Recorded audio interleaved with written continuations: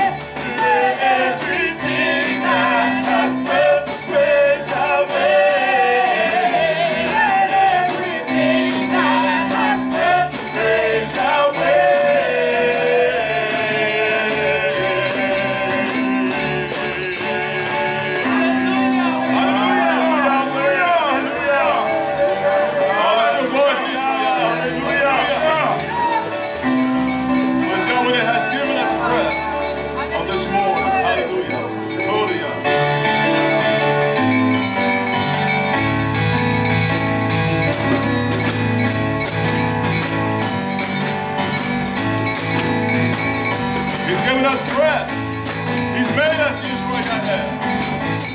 We're fearfully and wonderfully made by the hand of Almighty Yahweh. Let us praise His name. Come on. I will praise Yahweh. For I am fearfully and wonderfully made upon the earth by Yahweh, and that my lips of my lips. We're gonna praise Yah. I will praise Yahweh.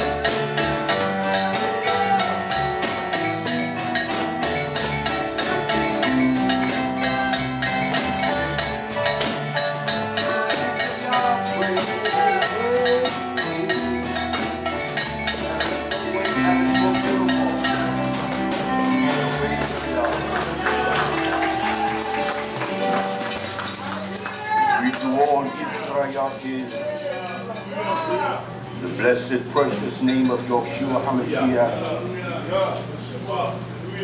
this great day that we can eat the lunch and the bread of God. We will not leave this place in despair or delusion, but that we will understand what Torah says. We greet you, our listeners, our adversaries. I appreciate you, my enemies. I bless you. Because Yah commands me to do that. I don't fear the reproach of any man or anyone. I fear him. The season and time whereby I said the other day to the Archangel, I was talking to one. As far as extrapolating, that is simply to draw from the essence of the fullness of Torah. I believe that I can do it as well as any man. To understand the nuances and to search with great rigor of the commands of Torah, I will stack up against any man. To go beyond the frivolous desire of things and substance, I'm behind no man. And if I wanted to draw a collective collection of all kinds, every kind of reproach against Yah, I have the oratorical skill sets, I have the ability to broaden my vocabulary that would draw men that we would think are distinguished and distinct men and women. I have the ability to articulate the power of the linguists of this nation to seduce the minds of many. Yet I will sell my nefesh for what? It has no value to me. So I'm blessed today to be among the few. The mi'od of Yah. I want to be able, when one teach me or teaches me, to leave that place, and it calls me to examine every false paradigm that I have built concerning me, to think that I am precious and I am so right that my mind, because of Nachash, I don't realize how delusional and how evil I am. I wanted to come as a sharp two-edged sword. I wanted to cut and separate me from all of my lies, my nefesh, my life of being, from my bazaar, my flesh. I wanted to cut apart the very marrow of my bone, which I depend on to keep my joints lubricated that I can walk. I'd rather have nothing concerning the world's wealth and to enjoy the riches of Yah. I will buy all of his Oshia. I'm happy today. You ought to as well. You ought to be happy. I am very delighted, very satisfied, very comfortable. I have great assurance. I have a wonderful delight.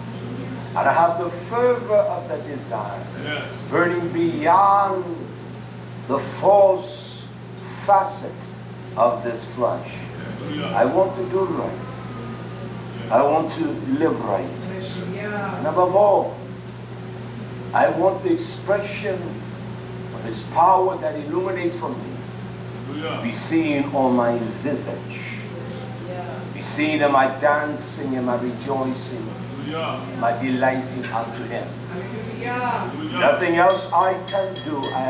When I get old, I want to be able to Barak him, not just in simple verbiage, and my life will speak for me. Hallelujah. My works, my asa Hallelujah. will speak more than anything. I want to, with somewhat of a, I don't want to close out this message, but I will today because there are so many things that I want to teach us. As the Savant would say, the sun is going down, is getting late. Hallelujah. My sun is going down. You understand? So I want to share with you everything that Yah puts in me. Yeah. I want this last teaching, and I could teach on this for the next 6 months.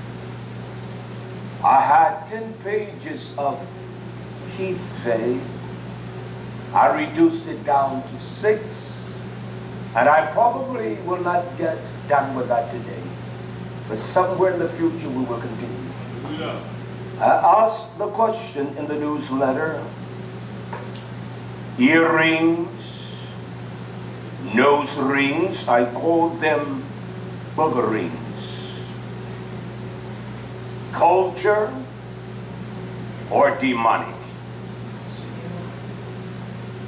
Yah made man in the beginning, he gave his Yeshua, mind that was pure. And there was this thing that we call Nachash, the serpent. It rose up in her mind with thoughts. Thoughts of defiance, defying what Yah commands, and having disdain for any kind of retribution that comes from Yah, because we don't believe Him. So when that Nachash spoke to her mind, as it speaks to my mind, she opposed Yah with defiance, great opposition. She rejected the counsel, the instruction of Almighty Yah. And if we say that we are guiltless of that, then we all a pack of violent liars. And that is what the nature of Nahash does. It calls us with defiance, thinking that there is no retribution. We defy Torah, the commandments, the instructions of Yah. We utilize this philosophy. I have done it that way, so I'm not going to change. That's the subtleties of death. Yes. And so the nature of that, we must understand how it arose. Shaitan, he was a thief, a liar, a murderer from the beginning. Why? Because he did not make Torah, imat, truth, the home of his mind. He did not dwell in truth.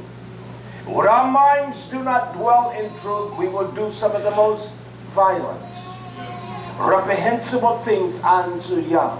We will buy the lies of justification to ourselves. She's all right. He's good. He's nice. She is a kind person. These are the things we will do. Yah signifies what kindness and term is according to his Torah.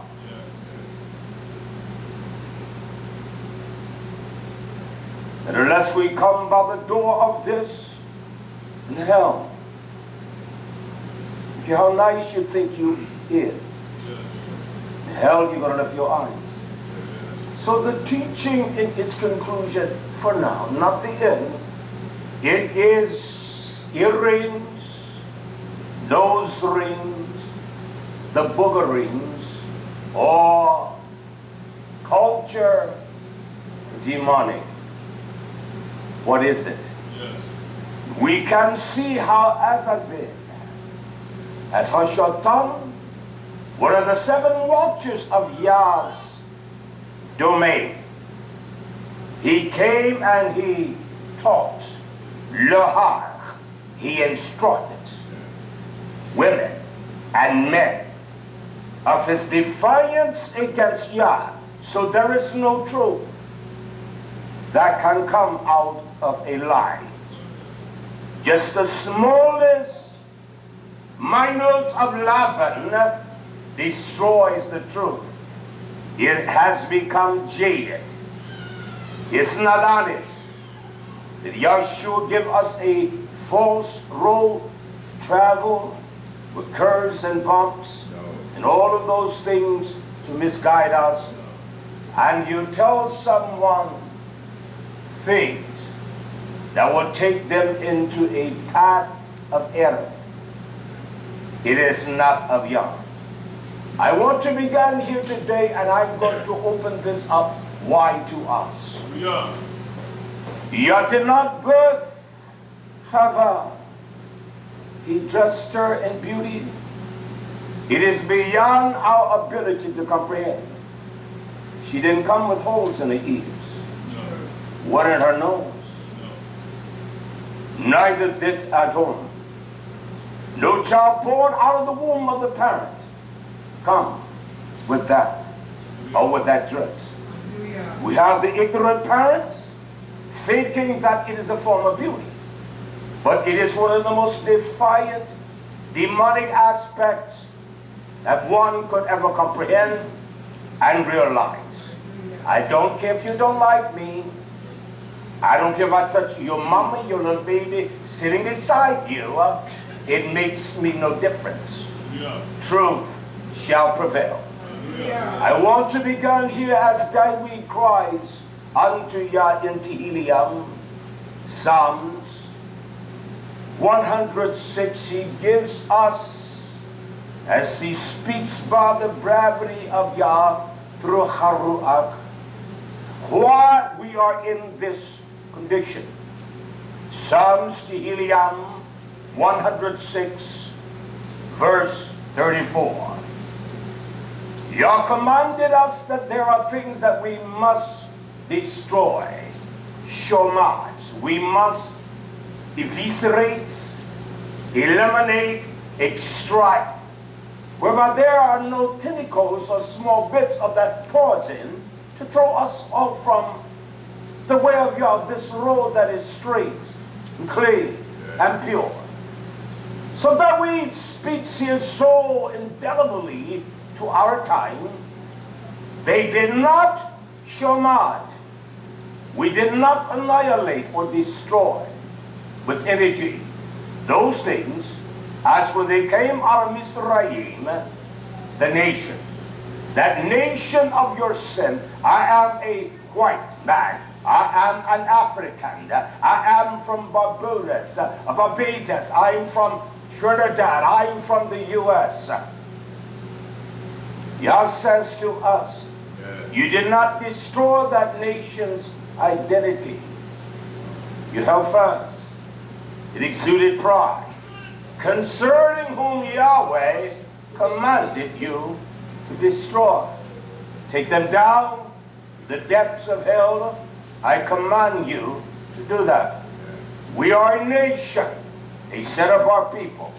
There are things in us we have not destroyed. Hallelujah. You're no different than when you were a filthy, wicked sinner. You're just a hypocrite of deviance, but you're still the same damnable devil. Yes. Yeah. Because you know his name, it means nothing. Hallelujah. The demons, the devils know his name. Yes. Right. And when they hear that name, they fear. We don't fear. No. We have no reservation of honor about his name. But Yah says, because you were negligent, Yah says, because of that, I mingle. What does that imply? I'm meaning you among them to make you pledge to them. I am from America. I am from Jamaica. I'm a man of Russia. I'm from Liberia. Yah says, I mean you around. And I made you pledge the devious, damnable, twisted ways. You will protect them because you will honor their sins and their corruptions above me. I cause you to exchange the values of Yah. And for you to mortgage yourself. I did that among the goyim, the heathens, those that defy me. Comma, Yah says, I made you lamats. I cause you to be taught. I cause you to learn. I cause you to be trained up in their works. Ma'aseh. Ma'aseh. Ma'aseh. Their pursuits. The way they go, you go. In essence, television put a slimy whore in front of your young daughter. She wants to be like that female dog. The world puts an effeminate boy, thing that is not even a man, in front of your son. Your son exudes to be like that. That's why he used the word ma'aseh, their pursuits. So the world teaches you what beauty is, and you buy it. The world teaches you women of your hue to get long Indian hair and steal from another woman. You weave it into your heads. I'm telling you the truth. And frankly, I don't give a damn if you don't appreciate what I say. It makes me no difference. Yah said you wanted to defy me. I gave you their ma'aseh, their pursuits. Then in verse 36, and they served their idols, which were a mechesh. It was a snare. It was a luring. It was deception. Stop there for a minute. Read up. But our young daughters are the mothers of ignorance. Dress their daughters like the world. Is it not to allure and to draw attention? Is it not for someone to give heed unto them? Why does the mother dress like that? Why does the father dress the way he dresses? Yah said, I gave you over to that. I don't apologize to you, no one. Wisdom is principle. We must know how to operate in this wisdom. But understanding this dabun, intelligence of knowledge, binah, the ability to know and to discern, not this trash you learn from this religious whore. You maintain some of that violent, reprehensible retention of ways that are far from Yah. We must understand truth. Or we're not going in. I don't care if it's your mother, your grandmother, your great-great-great-great-grandmother. None of you have that alive today. I don't care who it is. We must go the way. We must go the way of Yah. And we have served the idols, which were our snares, our mukhish, unto us.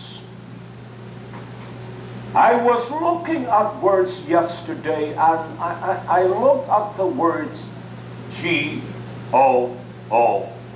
I understand its implication. Yes. I examined the American College Dictionary. It implies It is a word of the dramatic language. Listen to me. God, G-O-D, with a long O. The second O is the long O, what they call the long speech. Goods. God.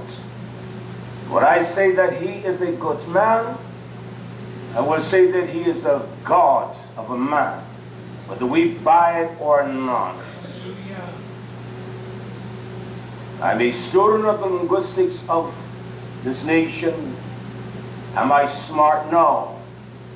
But when I hear things, it calls me to ponder and wonder. And I'm a student of life.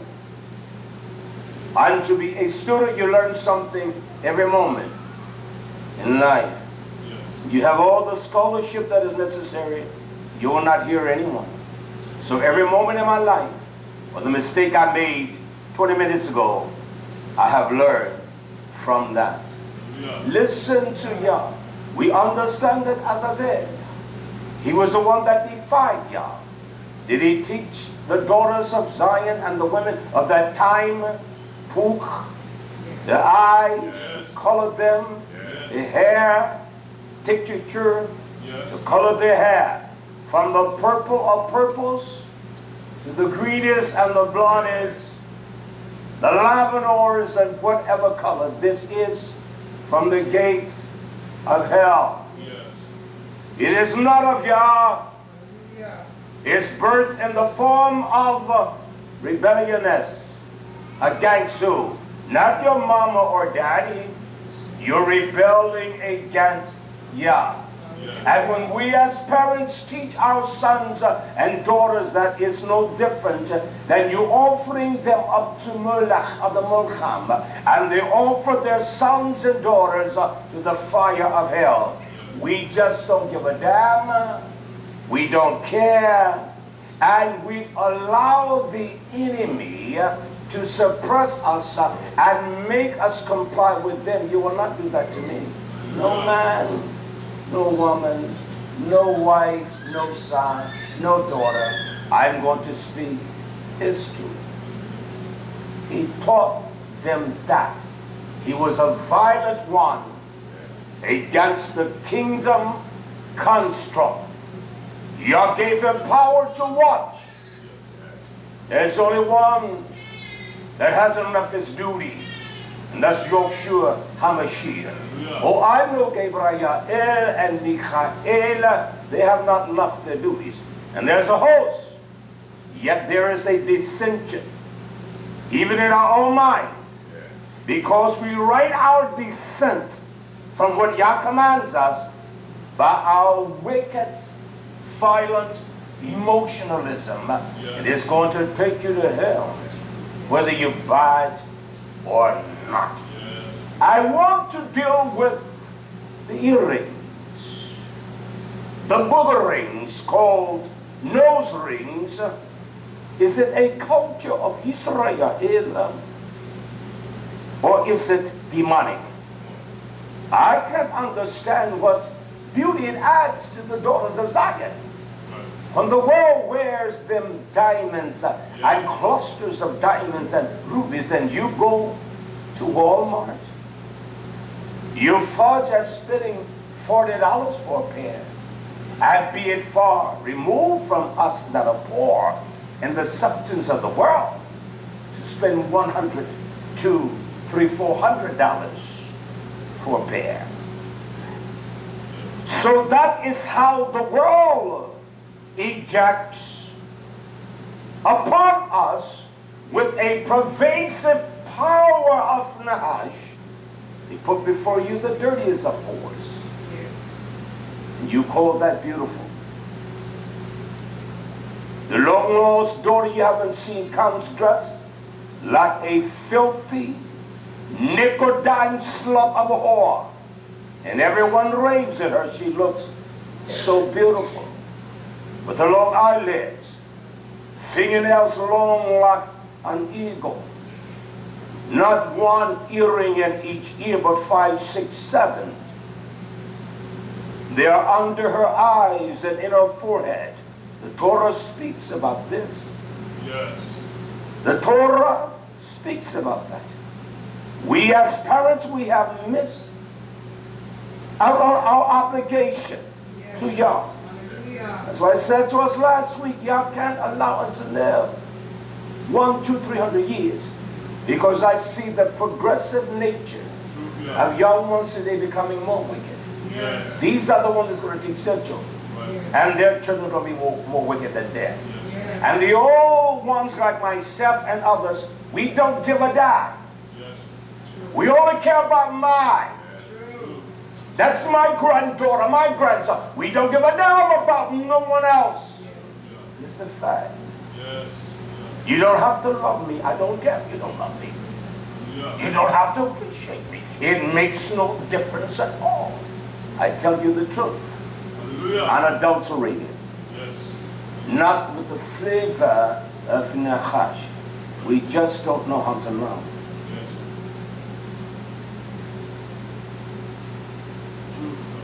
Yes. It is the truth. Hallelujah.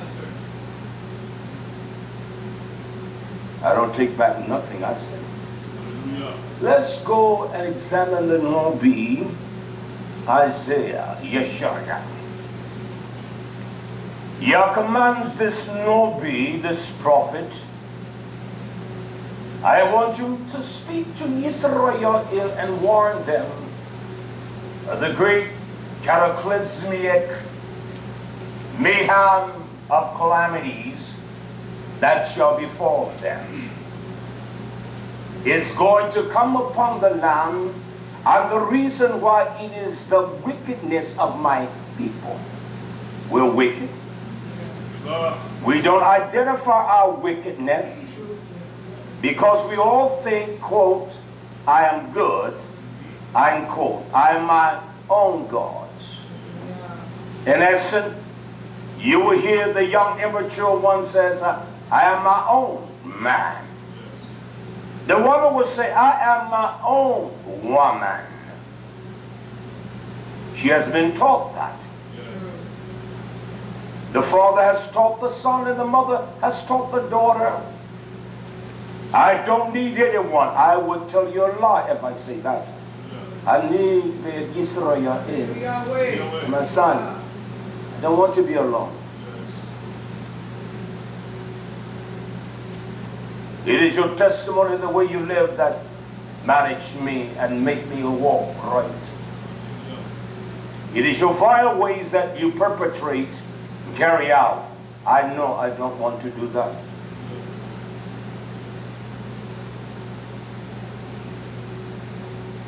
So the Lord speaks of this woman. She was luxurious. She was there in Zion. Zion represents the beauty of his elect, the adoring of his people. So Yah tells the prophet the Nabi in Isaiah chapter 3, Yeshaya 3, I'm going to begin reading here in verse 17. Yah says, because of your wickedness, your corruption, Yah says, therefore I am sovereign. I don't meet on your criteria. Yes. I'm not going to meet on your line of thinking. There is no supposition that's coming from you to me that I must answer your questionnaire. I don't answer. I instruct. Hallelujah. Yah says, I will shafach. I'm going to smite them. I'm going to allow what I smite them with to reattach to them. You can't take it off, and you cannot move it. Yah says it's going to be a scab on their crown of their rush. Of who? Bath of Sion. Yes. He's talking about the daughters of Zion. Yes. We have tried to emulate the world, daughters. Yes. You want to put the weave in your head and all of that. and hide it. It's evil. It's not of Yah. And Yah says, I'm going to smite you, mother, because you have trained them in a way that is not the way I want them to go. You have taught them wickedness and evilness. And Granny purports that, Uncle purports that no one speaks to the ill of that. I'm not a coward. You cannot cow down me. You cannot tie me down with money, friendship, or nothing. I will speak the truth. Yes, says I'm going to cause a scab on the crown, not of the world, but Beth Sion, the daughters of Zion. They are buying as much weave hair as the wicked world. Yes. Mommy's weave, daughter's weave, grandmammy's weave, they all are weaved. Why would you do that, Yah? Yah says, I'm going to discover their secret. I'm going to reveal unto them by Torah their nakedness. They have no clothes of righteousness. And don't think that you are righteous because of your self-indignant ways. I don't do it, but you got enough damn sin in your heart and wicked evil ways. It catapults itself against one that does what I'm explaining now. Don't allow your self-righteous arrogance to exert you and promote your self-righteousness. You are flat out fool, every one of you. Hallelujah.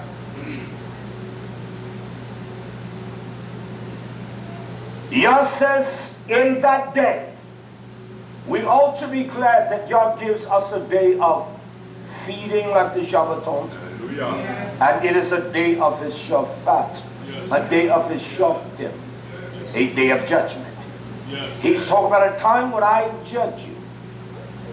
And that is not some distant way. Every day He judges us. The word is a very present help, is it not? Yes. So it is a present judgment that He judges us upon. Yah says, and in that day the sovereign is going to take away your tifra, your beauty. What do we ascribe to beauty? Tell me the truth, nation. The women with their ears pierced up and their mouth painted like a clown, and their pearl jewelry and their diamonds around their necks and all of that, and their dress so tight and so high, and silhouette so high that it is an abomination before Yah. She is a silly fool, causing her posture, her spine to be damaged. This stupid world has made you even more stupider because you buy it. Yah says, I'm going to take away the beauty of what? Of her echish, of those bangles, as Bishop would say, tinkling around their ankles, and they wear the gold chains, and all of that. You tell me that's a culture? Yah's not going to take away from us the righteousness of Yeshua, the righteousness of the Torah. We must understand what is the beauty of Yah. Yah says not only about that, but those ankle, the echish, around their feet. And He calls them calls, or their headbands, and their round tires of the moon, their crescent shape, and all kinds of ornament.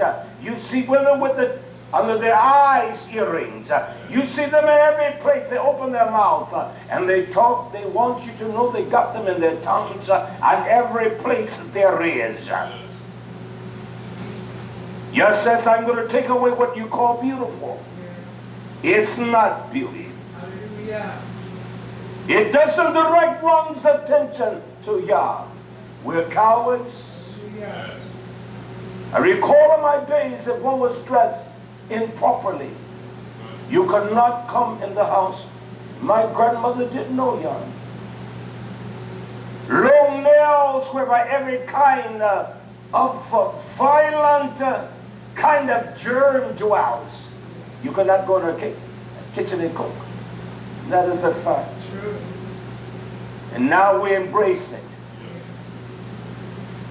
We embrace such devilish deviation and demonicism. You know, if the God of this world, which is Hashatan, run things. Yes. And if what I speak to you is hidden from you, it's because the God of this world has blinded your mind, your labor. If he's the God, and this is how he dressed his children, why would you dress your children that way? Hallelujah. Your beauty is beyond pearls and diamonds. Why would you, a violent mother and father, put that upon your babies, the young ones, the pains, some strange violent one, plaiting the plaits, nasty fingernails, and all of that? Yes. It's wrong. Hallelujah. It's evil. It's not right. And it's not from Yah. Hallelujah. I don't care how you accept me. All these plaits in your head, it's evil. I will prove all things according to the book. Hallelujah. Show me your way, Yah. Correct me. Hallelujah. Correct me. Hallelujah. Correct me, Yah, Hallelujah. in your judgment. I don't want you to get mad at me. I want you to correct me in the season of time whereby I can be corrected. Yes. I'm not going to allow emotions to drive me. Hallelujah. Hallelujah. Yah says in verse 19, he talks about the netafah. What is the netafah? Let me read that. The chains, and the word is not N-E-T-E, netifah, F-A-W, netifah. It is what? It is the pendants, or the pendants for the ear, especially pearls. In all of my years when my wife wore earrings, I always wanted to get her pearl earrings. She said, I don't want that. She never would. And the only reason we wore that one with Evangelist Hartfield, and as soon as we left him, all of that was cast out. He's talking about the penance. And people have all kinds of things, hoops that are that big, every kind of design. We are not training our sons and daughters in the ways of Yah, because the wisdom of Yah doesn't lie. When they get old, they will not depart from that. We train them in lies. We train them by emotions, but we have not trained them in the truth of Yah. We have not taught them. You can't do it as a hypocrite. You are a damnable, filthy liar, doing opposite of what Yah commands, and you telling them to do it. I would say to my mothers, you telling me to do this, and you doing that. Well, I don't do what I do, just do as I say. That's erroneous, it's false. Yes. Yes. You do by showing. Hallelujah. It's not what you say, it's how you live. Yes. It's how you respond. Hallelujah. It's not your actions, it's your testimony. Yes. And someone can look at you and say, he's a hard devil. The daughter can look at you, mom, and say, she's cold and nasty. You look at the dad and say, I can't get over on him. You've never seen a child knowing that they can get over on mother, father? Yes. Hallelujah. All right. We're stupid to believe that. I can play on her. I'll get her. Because she wasn't raised with the kind of integrity to honor father and to honor mother. She's raised with that, he's raised with that. They won't try to play. They won't lie to them. We have all failed in that arena. You can't look at no one but yourself. Hallelujah. You can't blame no one. As you sure as the gates of hell are open, cannot blame me. Yeah. It's you. Yes. It's you. Yes. Not someone else. It's your mother. Yes. It's your father. It's your grandmother. Yeah. It's your grandpa. It's your uncle. It's you. Yes. Yes. You aunt. You can't blame someone else. Yah says, not only that, I'm going to cause them to remove the bracelets or the shera and the veils over their faces. You got such veil on your faces. Your mascara get your clownish eyes and your lips are shaped like Joker the Batsman. Yah says, I'm going to take that false look from among you. You got every kind of shadow on your eyes. You will spend an hour to make up your face. You know that's damnable. Yeah. It will take you 2 hours to get ready to go out and whore the town. For a man that got ready in 5 minutes. That's why you daughters of Zion, you got to change your damnable, wicked, evil ways. You got to let your light shine. That other daughters can see your tough work. And they will honor Yah because they will know that she is beautiful. Earrings, nose ring, booger rings, a culture or demonic. It began with a spirit that rebelled against Yah, that rejected the tenets of truth. And once we reject the tenets of truth, we will walk in the same nachash of the enemy. Yah says in verse 20, he talks about the bonnets of the fair air. There are times that I look at things in the course of the week. Let me explain this to you. Yesterday, my Imra fair was looking at some bonnets. I said to her, you daughters of Zion, you must understand that people make them, they sell them, and they make revenue. And that was one that was very beautiful. I liked that one. I said, you ought to wear beautiful ones like this. She says, nah, I don't like all that jewelry and all that up there. She says, what I'm going to do is buy one, and I will make one, and I will make the ones that I want. So I did not know what I looked this morning, the word fe'ah, it is, as she looked at those bonnets, ones that were embellished with diamonds and ornaments and things of that nature. If you go and look into Hinduism, you will see that with the women in their bonnets or either with the elephants and all of that. They will dress their heads with rubies and diamonds. It's a fancy headdress. That's what it is. That's what it is. It's when one fancies their heads. Got jewels and sparkling of zirconias and stones in their dress. And when I saw that, as I examined the word in its detail and to look for the history of this word, I said, I thought about my Ima yesterday when she was looking at some. I liked it.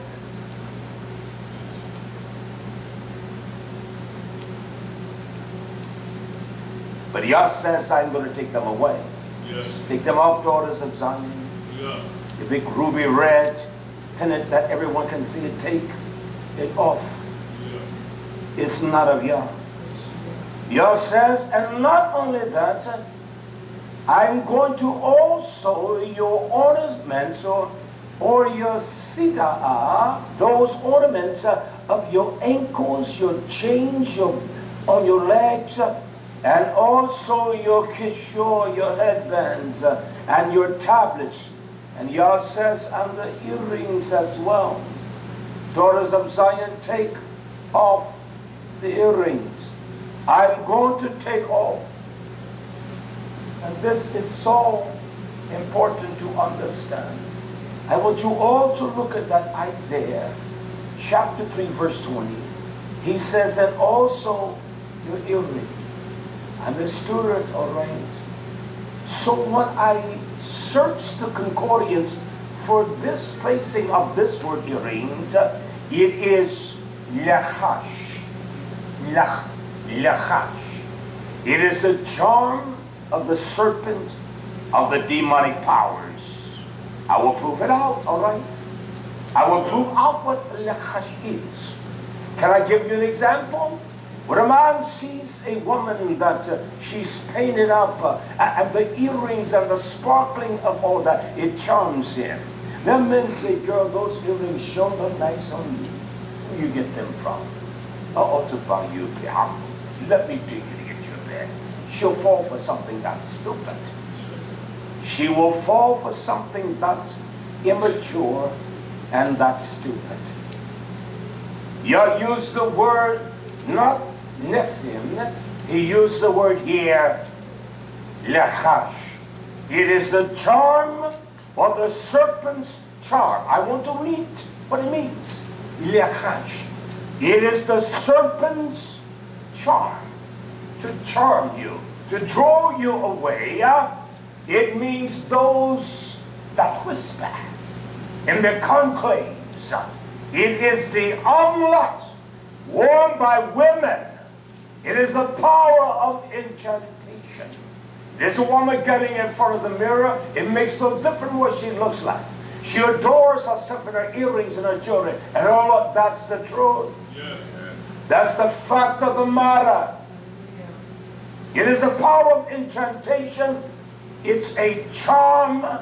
It is enchantment. It is one that of oratorical, or it speaks to one and it makes a prayer. I'm fixed up and I'm going to find me a man tonight. We don't realize how ignorant I am. Yeah. We don't love those that will tell us the truth. Yes. Yeah. Speak to you lies as they commanded the prophets. I will not speak to you lies. Yeah. I will allow the Torah to explain things. I'm not embellishing or trying to offer you a solution by my own determination of something that is true. I'm going to let the Torah speak. Yes. I said to you what the word lachash. Yes. Did I not speak to us? I'm going to tell us what the word lachash. I'm going to show you scriptures. Katu, kiveh, and use the same word, all right? The first one is the serpent's charm. Kohati, Ecclesiastes chapter 10, verse 11. It is the same word. It says this. It says this in Ecclesiastes 10 and 11. It says, surely the serpent, that is nachash. That is when a mind has been deluded so that it has removed itself with adamant distaste from the commands of Yah. He says he will bite without even lachash. He will bite you without even enchantment. He doesn't have to draw you. One whose mind is easily impressionable, they can look at something and they want it. They can look at one and they want to be like them. That's the truth. When one is petty-minded and immature, they can look at a woman and say, oh, she looks so nice. He's going to smite you with boldness. And I find among the daughters of my hill, the heads of all, they got so much of the plotting and so much of the dyes and the change in the construct.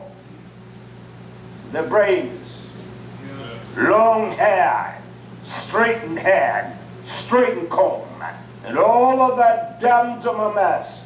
You're made to have that way, daughters. It is a beautiful hair. You hate what Yah has made and put upon you. You are a damn fool. I don't care who you are. I don't give a damn who you are. That's what you are. God bless you. Hallelujah. And you have disdain for that? You despise that? You walk in a delusion, trying to alter what Yah has done. He didn't put holes in your baby's ear. He didn't put holes in their tongue. As sure as the hell's gates are open, did not put an earring in their ear or nose. And that's a fact. That's a fact. It says that the serpent nachash, it is that own nachash of your mind. It doesn't have to draw out incantations. Or I will, I can't. I'm going to do it. The world will make you do it. Yes. It will speak to you. Hallelujah. I always say when I was a young boy, young lad, young man, I didn't like the way the young boys dress. I didn't dress like them. I liked the way the older men, they had more pizzazz. I didn't know what maturity was in that element, but I liked things that were stable and secure. I didn't like young boys my age. They were not my friends. I didn't hang with them. I didn't. That's a fact. So look at this serpent's charm. He will do it and will bite without enchantment. He's going to bite you, and the pausing of death. What death? That nahash will cause you to defy Yah, go your own way. You know something is wrong. Yes. When the world loves the earrings and the booger rings and all of that, that's an abomination before Yah. Yes. That which is highly esteemed among the world. You know it's filthy. You don't dress like them, daughter. You form your own fashion. You don't fashion yourself like the world. Hallelujah. Don't wear your dresses tight on your buttocks. I'm saying to you that will come and visit us, take off your earrings, your nose rings, your bracelets, take them all off. Strip yourself down that your nakedness may be seen, that the beauty of your complexion, your skin, and all of that without any interference. Yes. You see, men are afraid to tell people that. Right. Their wives wear it. Their wives got the diamond rings and all of that. My wife, I can say with all honesty, I'm not lying, my friend. I purchased her in those days with those big white gold bracelets. She says, I don't want this. She never asked, and I would be a liar to say she did. She never wanted that. I'm going to get you some ruby earrings. I don't want that. I don't want that. Well, look at these diamond earrings. They're only $300. I don't want that. I can say that with all honesty. I would be a liar to say she wanted that. I would be a liar to say that. Yes. I would buy her dresses. And one that worked that belt. I saw that pretty dress here. You get that for her.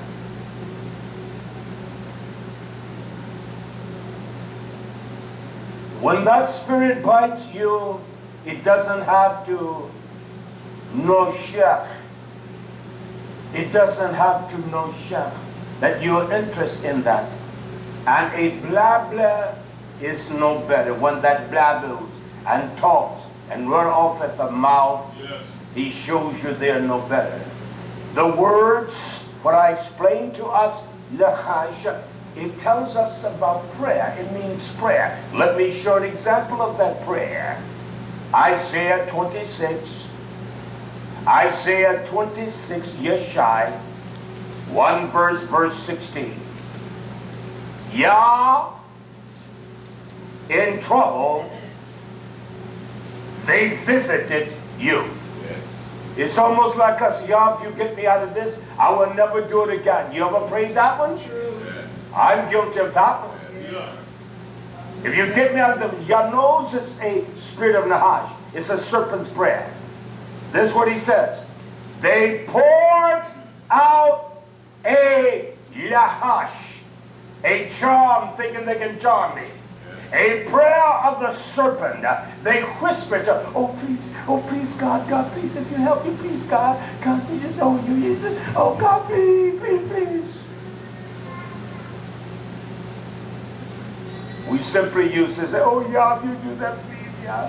If you just, oh, yeah, don't let that happen, oh, yeah. Oh, yeah, you keep out of this.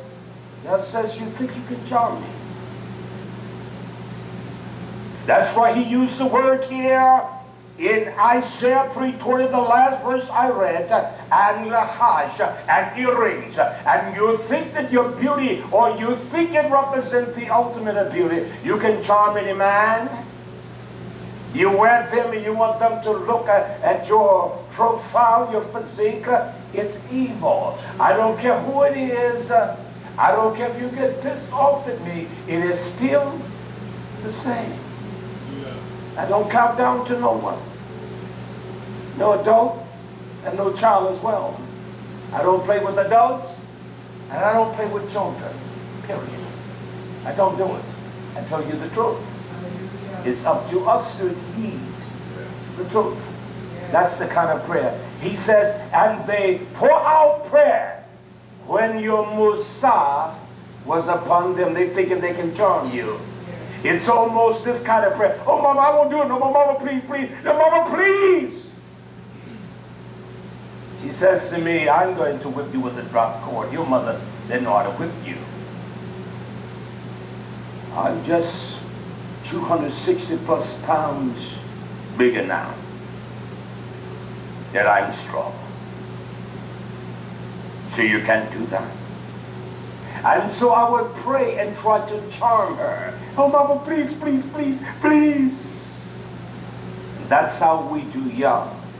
Oh, I will never do that again. Yet we do the same thing over and over and over again. It begins with lahash. And it charms. And one says, oh, is he looking at me? That's not a young. Yeah. You want boys to look at you. You want girls to look at you. You see, I had one in my ear. See that? No, I'm not a self-righteous, supposedly dignified liar. Yeah. But I heard the truth, and that was the end of all of that. I knew it was wrong. So when you hear the truth, you don't get mad at truth for the one that exposes me. So you condemning us? No, that's not what I'm saying. Your sins will condemn you. You don't have to worry about me condemning you. Your nahash or rebelliousness will condemn you. See, I'm not one that is one like those that supposedly is sanctimonious, as they will call themselves. I will tell you the truth. I was a fool. I ran from Yah as a 15-year-old lad. Yah spoke to me in the most profound way that day. His word was opened up to me like nothing else. I lied to you not. I could understand. I didn't have the wisdom of that book.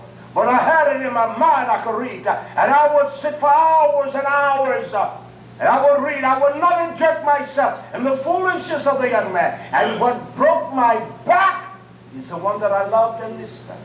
My mother. I'll never forget that springish warm day.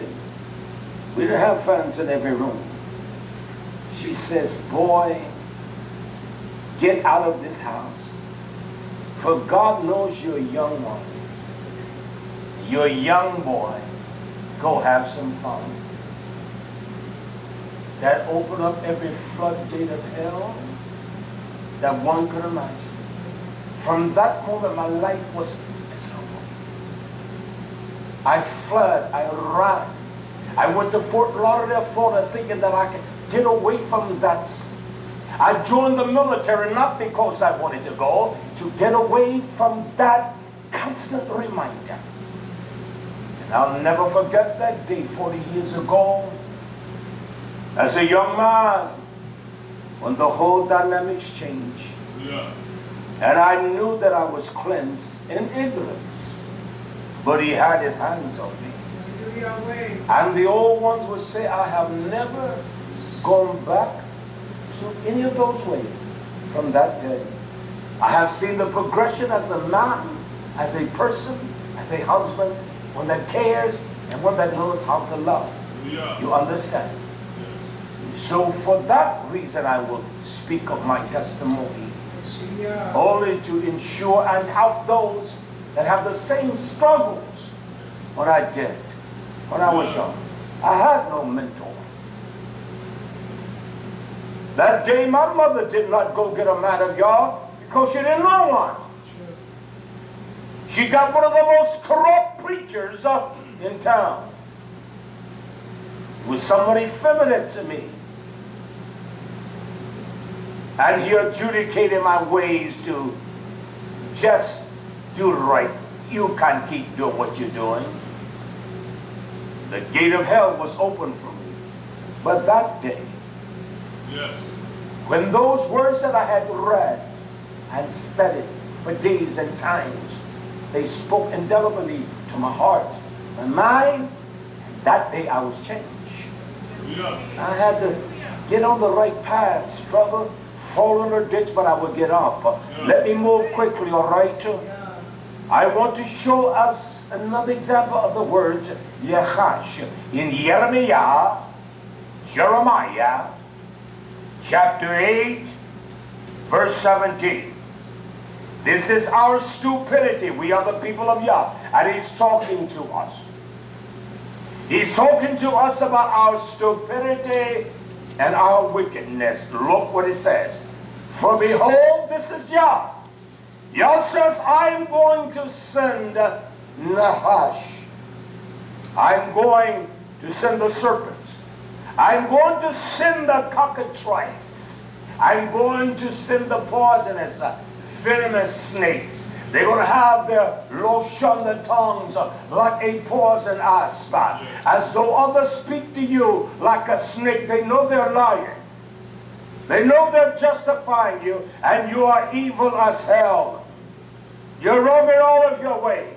Yah says, I'm going to send the serpents unto you because you are a serpent. I'm going to send those that will lie to you, that will justify you, and say it's all right, it's not all right. You daughters, get those damnable things out of your ears, and your nose, and your eyes, and your foreheads. Take it out. Yeah. It's evil. You see, that's what the Hindus wear. You see, their culture, they wear the crescents and all of that. That's what the Muslims wear, those that left Allah.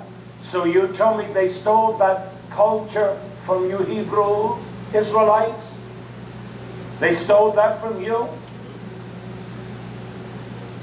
You got poor women in your hill, in the islands in Africa. Look at the sluttish ways of the daughters here and the punk-fied ways of the young men here. And they emulate that. They emulate that. There's nothing come from the islands that the young men here in America emulate. It began here in the rudiment of the darkness of their minds, because they're captive under so many things. And the simple and the stupid of Africa and the islands, they're taken by the same damnable, stupid, immature spirit. And they think they're smart. Shut up. Hallelujah.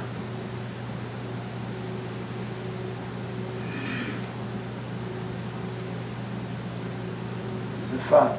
Hallelujah. This is a stupidity.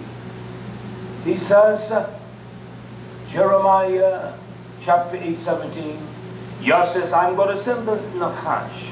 I'm going to send the poisonous serpent among you.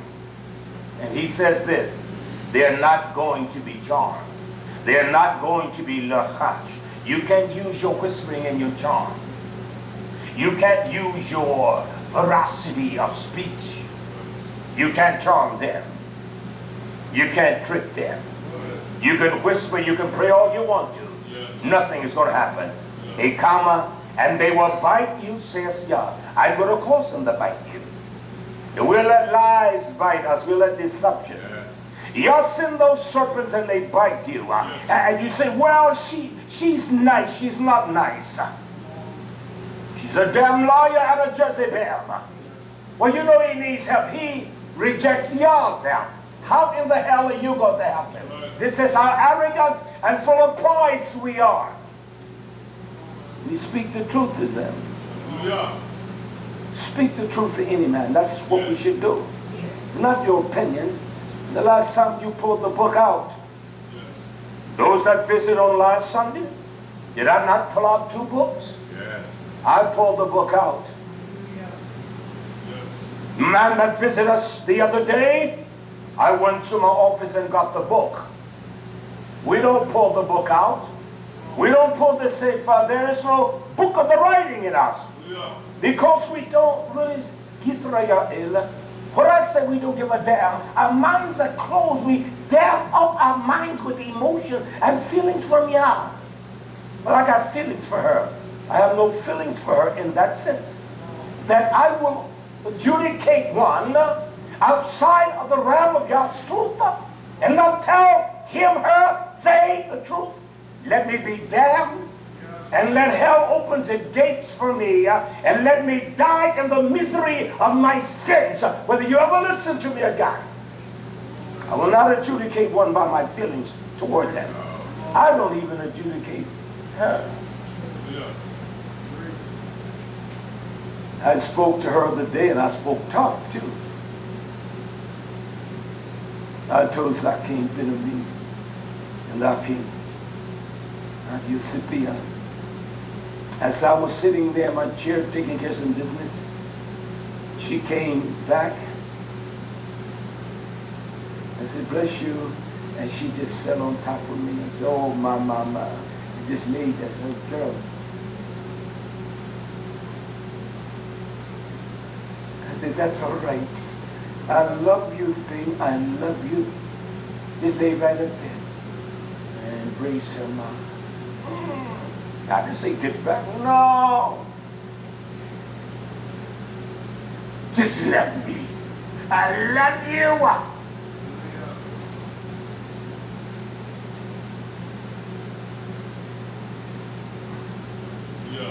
We're mature. I can see some of the young ones seeing that and laughing, but that's all right. It's all right, young. It's all right. I can see them, especially that little one. And she too. They would have. We have to just fall into his arms. He corrects me. I fell in love with Yeshua HaMashiach. I fell in love with his kindness. He wrapped his arms around me. Yeah, I fell in love with my great King. You got to fall in love with him. We must, nation. We must. Yah says, I will send the serpents. I will send the loshon. I will send the tongue. Who can tame it? I will send the poison asp. They will comfort you in your sins. I comfort no man. In his sins, I don't even comfort me. There's no one that talks to them the way I talk to me. A violent, damnable creature of darkness. I talk to me like that, not sometimes, all the time. And then I go and I bless my Abba for just all of his greatness of kindness. I'm ashamed that you place your love and the seal of your YHWH in my mind. I can't go around him. I can't go over him. I can't abandon him because he hasn't abandoned me. That is what Lachash is. That is what the earrings Yah identifies them as Lachash. A charm of a serpent to charm, to lure. You see, many men and these congregations today will not go beyond their reading. I go beyond reading. I go into the depths of the forensic research. And that's just a fact. Now I want to get back to Isaiah chapter 3, verse 21. I want to move quickly because I want to reveal something profound to us. Yeah.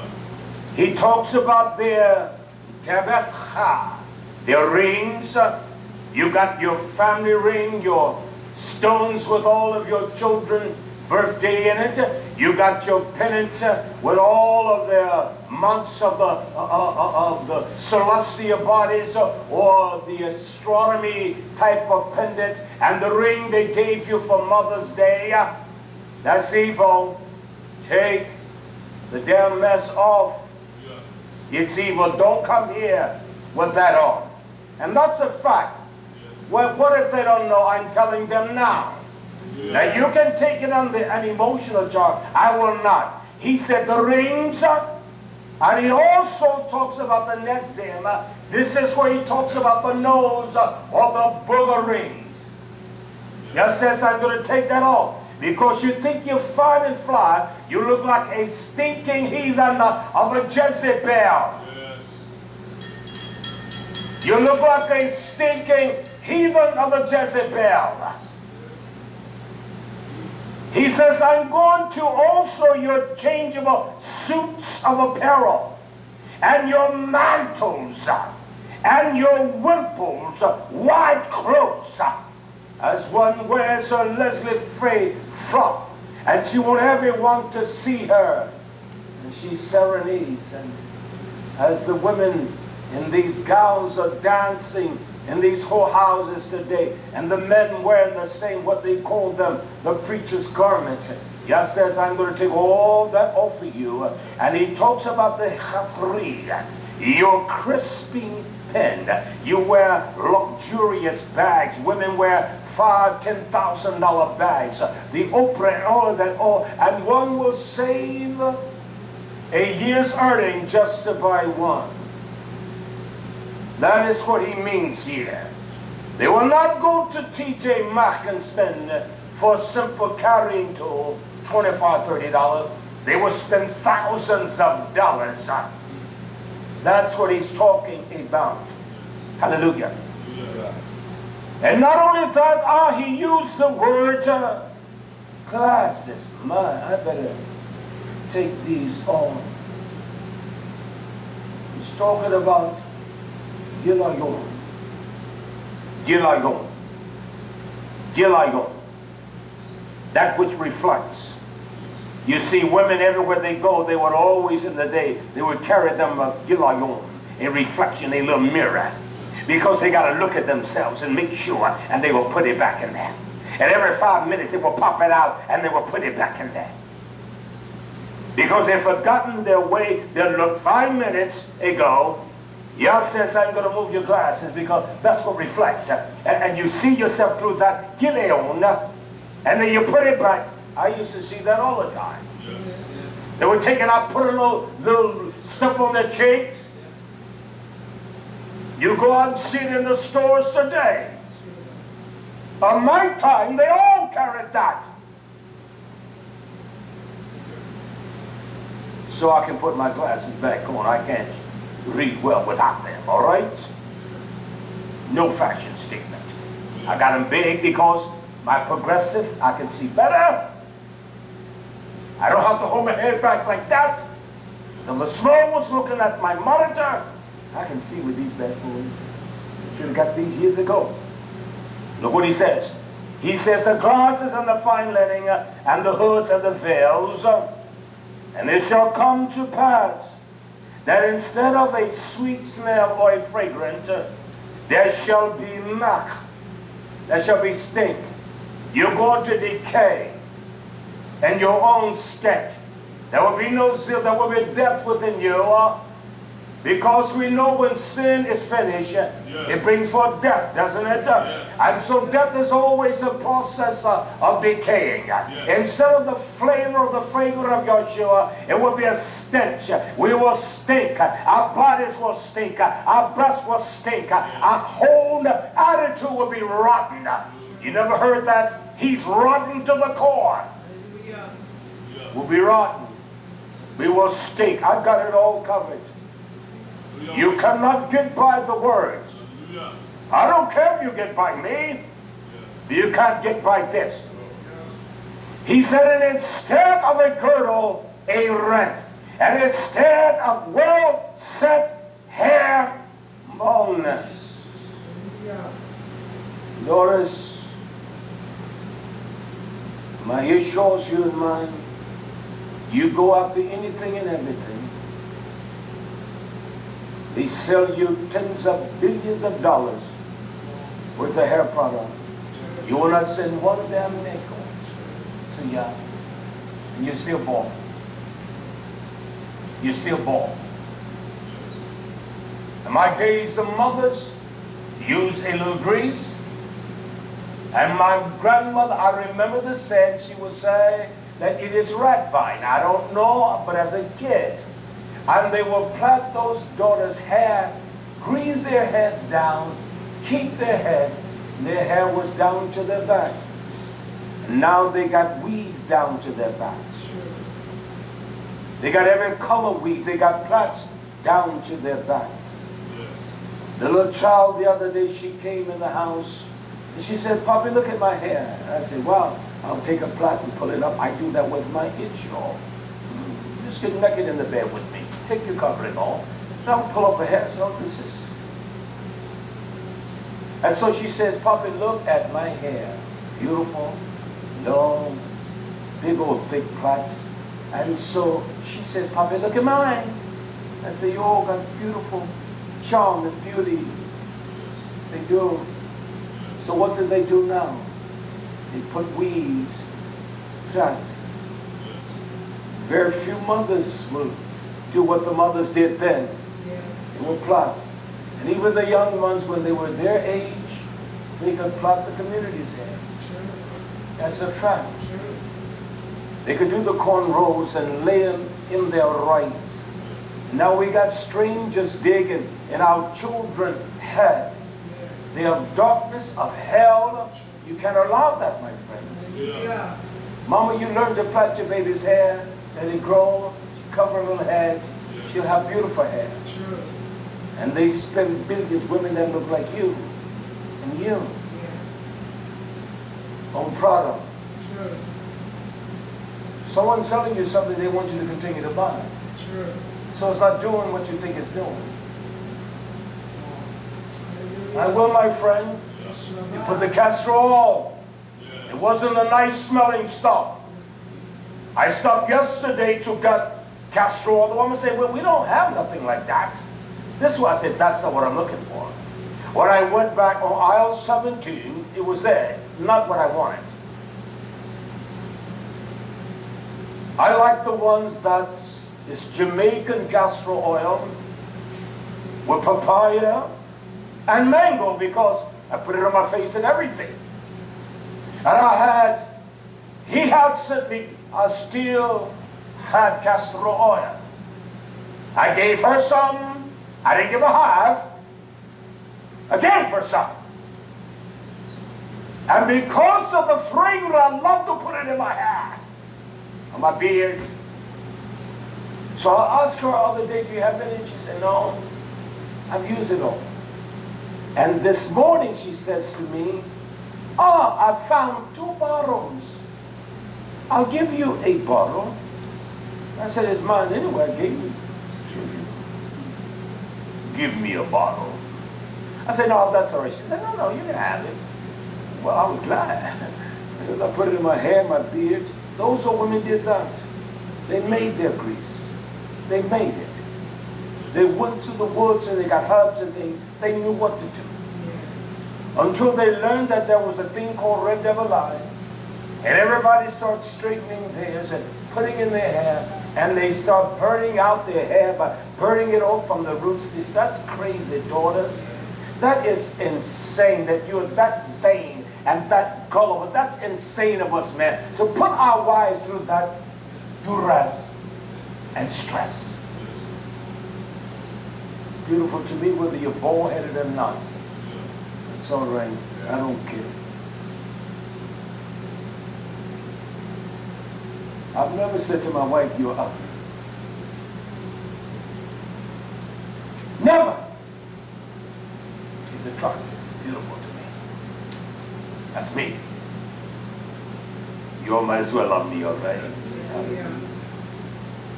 He's talking about the glasses, the veil, the stink, the girdle. I want to get to this part here where he says, instead of the girdle rent, and instead of Will's hair, said hair baldness, and instead of a nice robe to girds, or the girding of sackcloth, Yah says, and burning key instead of beauty. Now, if all these things make beauty and produce beauty, what does Yah mean? Yes. You got all of the things to dress up your outward man. Let no one tell you it makes no difference what's on the inward part. Because what's on the inward part will show you the way a woman dress, what she's about. She will dress like a whore because she is whorish. She will dress to the appeal of other men because she's not satisfied with the attention of her husband. She wants every man to look at her, and men are the same way. They think that they have the charm and the beauty that every woman looks at them. You are a stupid little boy. You are an immature little boy. I was telling this story how when I was in school, I was in the 8th grade in my segregated school. There was a girl, her name was Carol. And I liked Carol.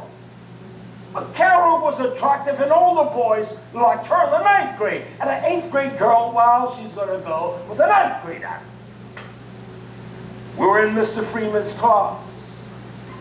Mr. Freeman said, Carol, take names. And they will look to take your name to tell the teacher. And I was talking, I believe, to Thomas Diggs. Whispering. And Carol saw me. She put my name down. And when Mr. Freeman came, she gave him the list. I was sure my name wasn't on that. He said, Roberts, come out in the hall. And you could hear down those long halls with all the doors closed. Whoa, man, Mr. Freeman. Never forget. He wore my backside out. He meant what he said. Those teachers back then was ignorant. He didn't take that. They were just flat out ignorant. You understand? They didn't know. They didn't understand. He didn't abuse me. He didn't bruise me.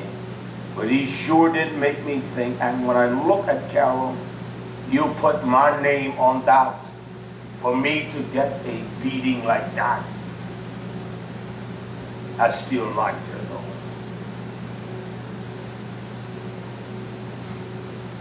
Yah says burning instead of beauty.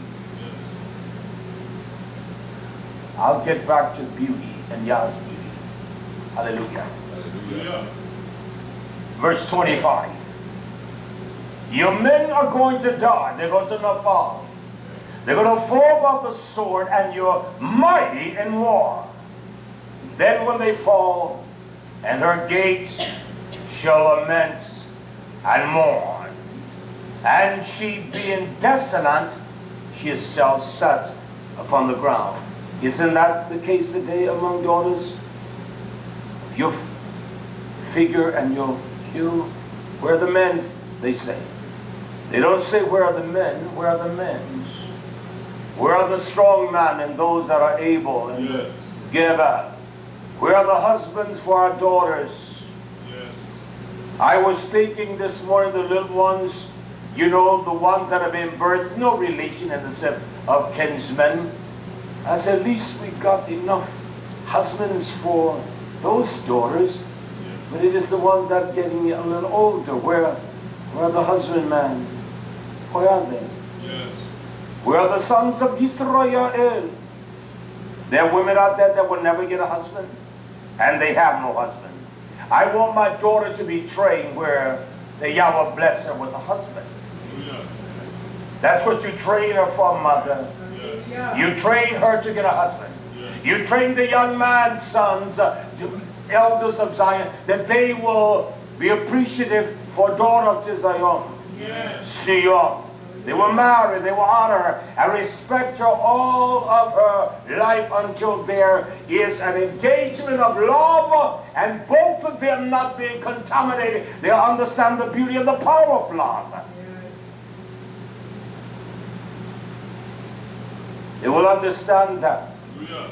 And so they sit on the ground and they take themselves down to the ground, lowest depths of darkness, thinking they have a man. And they'll do anything. They will dress themselves like harlots to get a man. And he will look at them and see how their attire is just, and know that that one is a slut. She's boyish. And she's not going to get a husband. She's not. And he's not going to find a wife. So men today say, well, it's cheaper just to play it. I don't want a wife. It's a beautiful thing for a man to find a wife. Yes. So you train your daughters that way. Show them the beauty of a wife. Yes. Your wives, honor your husband. It's not you trying to impress some other man. You go out and trying to draw the attention of other men, or me as a man trying to draw or lure the attention of young women. That's stupid of me. I'm a protector of my strength. The beauty of my strength, and my Ishah is the beauty of my strength. And I keep her close to the breast. That's me. I keep her close by me, and I guard my strength. Lemuel's mother said, son, give not your strength. So she guards my beauty of my strength. And so when one sees me, they will see a strong man, a man of strength. When the young daughters see me, I want them to understand. No, at my stupid age with a big old earring in my ear and a booger ring in my nose, that is stupid. That's not a culture, that's demonic. That did not come by the way of Yah. He did not tell the daughters to pierce their nose and their ears. He mingled you among the heathens. When Yosef and they went to Mizraim, they didn't have no earrings and nose rings when they came out. Took everything that the Egyptians had. And they drew from that violent culture. What did all that produce? If that is a culture nation, think of it. What does it produce? If that's a culture, what does nose ring, booger rings, earrings, and tummy rings, and all of that tell me? What is the reward? You're beautiful? In whose eyes? Daughter, your beauty doesn't consist of that. Let me move a little further. Hallelujah. All right. I want to go to YisraYah'ale. I want to finish this. I'm going to finish it. All right. Go to YisraYah'ale chapter 16 quickly. This is the same Nabi, Ezekiel chapter 16 verse 1. This is a parable that he spoke with great warnings unto the nation. Their condition, their state of mind, what they were. Let me read the first 3 verses quickly. Again the word of God came unto me, saying, Son of man, you understand that? Son of man, cause Jerusalem to know her abomination. So any son of man, listen, it's going to cause us to understand our To'eba.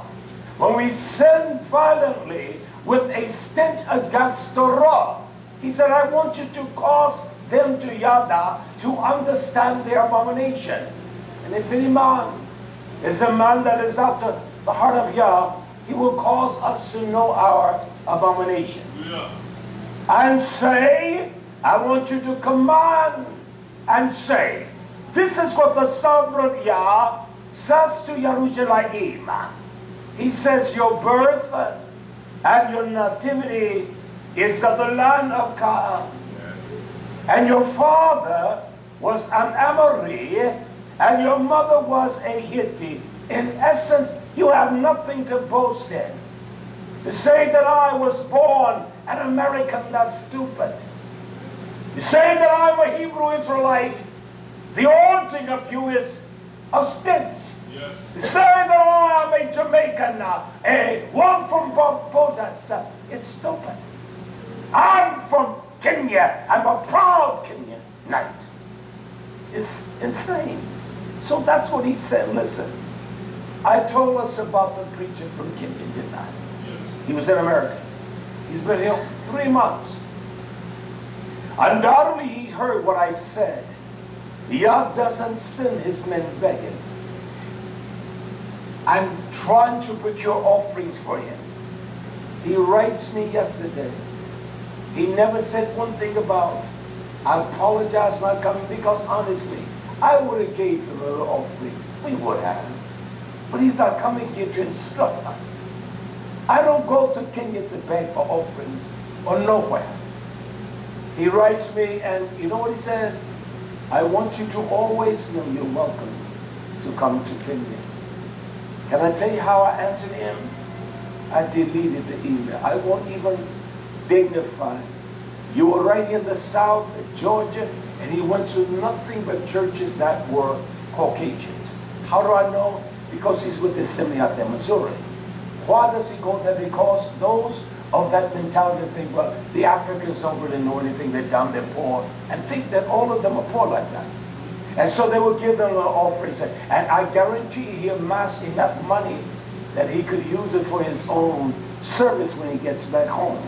And I would have sat him down and told him and spoke to him the truth of Almighty Yah. And that's the letter he wrote me, because he heard me say that. He heard me say that. Well, I'll be home on the 9th in time for the Moed. I say, isn't this the monkey's uncle? He's afraid of truth. He knows that he can go among those people, that kind of congregation, and say anything he wants to. And they're going to be swollen with emotions. I'm not going to be taken by that. Isn't that a shame?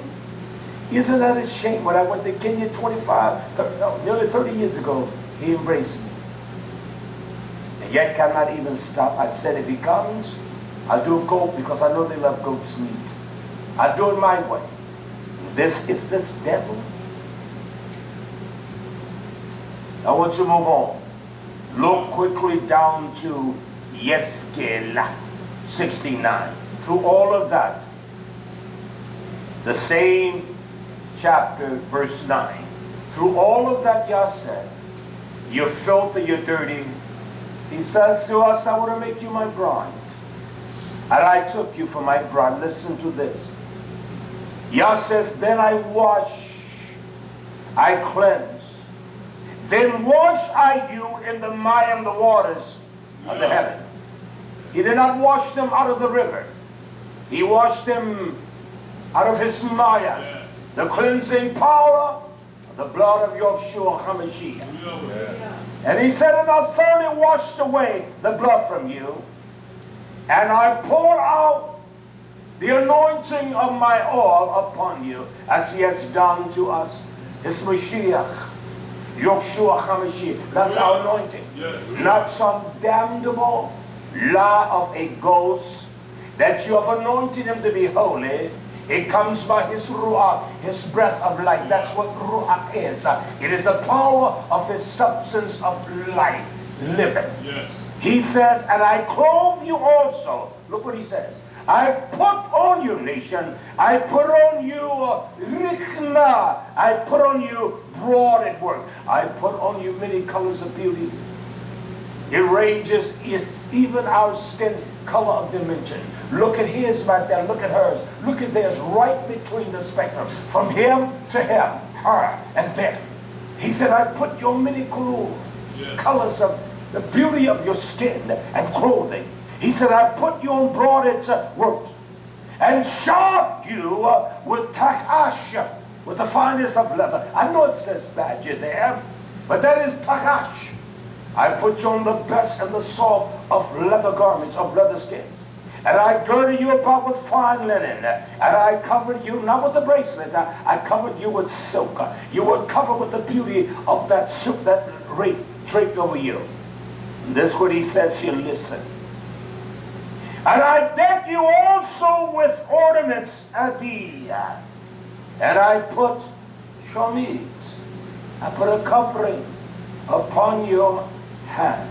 In essence, when a man asks for the daughter's hand in marriage, that's how they ask. In those days, they would betroth. They would pay a dowry. He would ask for her hand.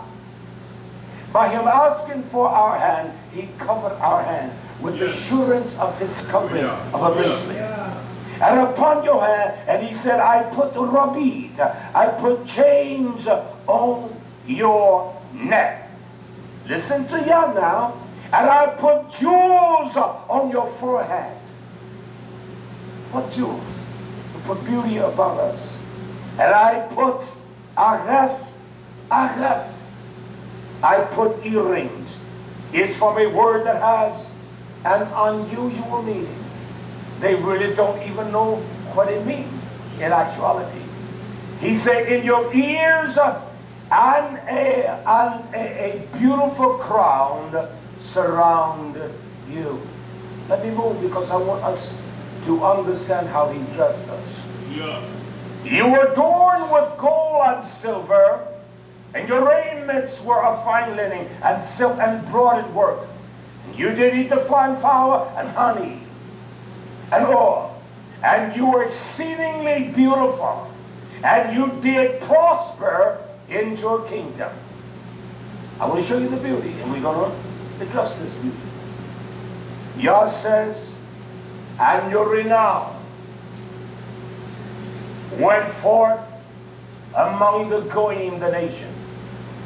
For your beauty, you were so beautiful that it went among the nation. Listen, that's why we need students of Torah and men to teach us. And he says this, for it was perfect through my comeliness. Does it say, does it use that word? My chada, which I put upon you, says the sovereign Yah. Now the beauty of his nation was perfect through his comeliness. So he dressed us like him. In order to understand that, the word chada, I want to visit these verses for you. Let us move quickly to Tehillim. What is Yah's beauty? Is it earrings and nose ring in that application? What he says to us, I want to show you here in Tehillim, Psalms 149, verse 4. Dawid says, this is the beauty of Yah, for Yah takes pleasure. He takes rasa. It is an acceptable favor of Yah in his people. It says that, doesn't it? Yes. He will ba'a. Does it say beautify? Yes. He will beautify the meek. With what? Yes, sir. He will do with the Yeshua, the Yoshach, the salvation. That's our beauty. That's how that's what he's talking about. He's saying that I'm going to save my people, I'm going to wash them up, I'm going to clean them, and I'm going to dress them. He puts on us the cloak of Yeshua HaMashiach. That's what he puts on us, YisraYah'ale. He puts that cloak on us as a nation and as a people. Let me move a little further. Hallelujah. It says this. In Psalms, Tehillim 45:2, Yah says this. He used the words Yafa. This is the prophecy of Yeshua HaMashiach. It says this, nation, I want us to hear this. Hallelujah. Dawid said, you are Yafa, you are fairer, you are more handsome than the children of Adam. Favor, chen, the elegance of Yah is poured into your safa, your lips. That's what Yah poured upon Yeshua. He had no comeliness of beauty that no man would be inspired by. That's what the prophet says. Yah says, I will pour out in your safa, your speech, your language, your elegance of speech. Therefore, Yah has blessed you forever. This is the beauty of Yah. This is the safa, our speech. is not like others. Our speech is not, I don't care if you got a $1,000 suit. It means nothing. In the physical format of that, I can put on a $20 one and look better than you in the $1,000 suit. That's just a fact. But he says to Yeshua, you're more handsome and beautiful than anyone. But yet, the Nabi says, his comeliness and his beauty, that it will not even be desired of man. No man could see the beauty of Yeshua HaMashiach. Let me go a little further. Here in Shemoth. Exodus chapter 15. Exodus 15 verse 2. Look at what the song of Moshe as he sings. Because of the great deliverance of YisraYah'ale. He says, Yah is my koach. He is my strength, not the melach. I have the strength of Yah. Yah is my strength, and He is my song. He is the one that I sing about, and I sing to. And He has become my Yeshua. And the Word was made flesh, and we held the beauty and the honor of Yah in the body of Yeshua HaMashiach. He didn't have a nose ring on. He didn't have earrings on. He had no pearls and diamonds about him. He is our pattern man. But there's one thing he had. He had a beard. Yes. He had hair on his face. Yes. I said to one recently, you ought to grow your beard. He said, I can't grow no beard. My professional, no one grows a beard. They don't even have this up there like this. I said, I worked in a very powerful large corporation. I said, Mr. Herb Watkins, he was Dr. Watkins. He had his PhD. I said, he was blacker than this man. He had one of the most beautiful salt and pepper beards like him. I said, he grew a beard. You tell me that any job you got? I said, why do you think y'all put it there? Why do you think y'all put it there? Yes. I said, that's nothing more power than the Eri, the lion. The female lion may do the hunting, but her strength of that seed that comes from her, it comes from the male. And he grows a beard, he looks different than she does. She cannot roar like him. I don't care how she tries. When he roars, it can be heard from right here all the way to Pageland. Further than that, you have to understand the trees and the environment impedes that. But in an open place, it can be heard from here to Monroe. When he talks, everyone listens. And that's what Dawid, when he spoke to you, even your lips, your language, your safar, you should be astounded. Moshe says, you are my strength, my song, you are my Yeshua. He is my Almighty One. Yeah. I will prepare a habitation, my Nazar. Yes. I will prepare a beauty. That's what we must do. We must prepare our minds. It must exude the beautiness of Torah. We must dress our minds in Torah. We can't dress it by standards of the world. We can't do like the world nation. When the world does that, you know it's crazy. Don't do it. Anything the world is doing, I don't want to do it. Anything the world is doing, they esteem highly. I don't want to do it. And I know what I did in the world. He said, I will make my habitation. I will make my never. What? My Father Yahweh. And I will exalt Him. That's what our beauty is for. Yes. Exalt Him. That's what it's for.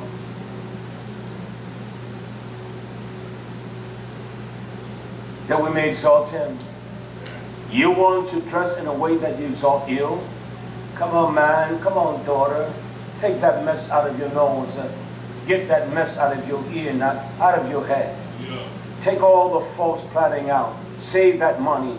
Use it for your babies, your children. You spend $100 for some food to do that?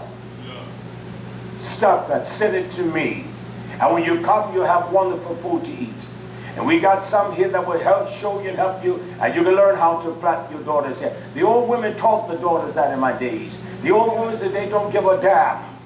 They don't teach nothing. They're about their business, doing their own thing. I've got a teaching on Pentecost, and XIIII will come next week. It's going to stir us in our inward parts. You think you've got something, but you don't have what you think you have. And we're coming to the shofar. There should be fruit already prepared for even the barn. What barn? Just like Dawid said, Moses said, how that I will prepare him enough habitation, so there will be meat in our storehouse that will take us through the very trying times. And we all of us must have the substance to teach our young ones to take them through trying times. And our position, we can't be a clown and a jackass sitting around laughing and playing some silly game. I don't play silly games. Hallelujah. I don't play silly games. You will not have wanted to be around me last Sunday because I preached for hours. And I proved everything by the book. Yeah. And there was no laughing, no clowning, and there was no playing at all. I rebuked, I reproved, I showed you, me, I, you, him, she, them, how wrong you are. Yes. It's one thing about folks when they hear real truth, and if they're not genuine, they don't want to be around you. They won't come back. They know you are just as disingenuous as they are. They will always come back and back and back. That individual, I told him to listen to me. He won't come back. I didn't speak the way he wanted me to speak. Hallelujah. That's why they all did. Some turned away. They all turned away. Yes. They walked no more with him. Hallelujah. He told them about their sins, didn't he? Yes. All right. Let me move a little further. I want to show you something. Hallelujah.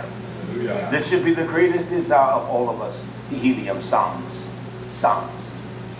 Hallelujah. Hallelujah. Tehillim, Psalms. Chapter 27, verse 4.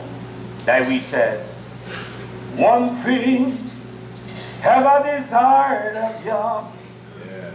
that will I seek after, that I may dwell in the bed of Yah Yes. all the days of my life, to behold the beauty of Yahweh. Yes. You see, he used the word noam. And we said, I want to dwell in the beauty of Yah. What is the noam of Yah? That the beauty of Yah, the word no, hyphen, A-N, and there's a hyphen for the gurroli sound, noam. I would say in the sound of the English am, but in the Hebraic tongue it's the gurroli or the throat action, it's noam. Almost not guttural like the grammatic or the dramatic or the German language, but it's noam. It's almost like rolls a little bit. I want to tell you what the word, this beauty, noam, it means. Will you believe me? If I write it, if I tell you from the strip of what it was written from, it means this. Kindness. You're so pleasant that even the devil says, man, she's pleasant. Delightful. You're so delightful, everyone wants to be around you. Beautiful, or the beauty and favor. That's the that's the beauty of Yah. I want to represent that beauty. Your daughters want to represent that beauty of Yah, and to inquire of His great tabernacle. I go beyond my limitation, and I'm limited in everything. I go beyond what I think is a right way to go. I go beyond that. Listen, I want that kind. That's the beauty He's going to dress us with. That's the beauty He's going to pour upon us. Psalms 90 and verse 17. This is what should be upon His people. Psalms 90 verse 17. It says, and let the beauty of Yah, does it say that? Yes. Do you want the false delusion of what we call beauty? Your boogering, and your earring and all of that, and your bangles, and all of your jewelry, and your covering on your hand. This is what he says. And let the beauty, the Noam of Yah, our Abba, be upon us. That should be your prayer. Clothe me in the garments of Yeshua, my Abba. We should want the garment of Yeshua. The Noam. Not some flock whereby you can see your buttocks and every, what you call curve and everything. Not earrings. I saw a woman the other day, she had them from here all the way around here. And a big one. I know there were at least 12 earrings in there. You tell me that's culture? For our daughters to try to draw attention from every stranger. She's lonely, she has no one, and you're not going to get anyone. To destroy what Yah gave you, a beauty, He gave you beautiful ears. You don't need to put nothing in them. You don't need to dress yourself up with jewelry and some kind of head marker like the Hindus. Yeah. If that's YisraYah'ale's culture, why is it that, have they stole that from us? How has it enriched those in India? They're poor, they're dirty. You got those that call themselves the untouchables. They're Hindus. Most of the folks, they're Hindus or Muslims. You got that fake thing they call Christianity there. How is that beautiful? Big on nose rings and all of that. Dyes on their foreheads and tattoos, and they got omelets of serpents and all of that. You know I'm telling the truth. Hallelujah. Back in the days, women used to wear those omelets. Back in the 70s, they would put them on.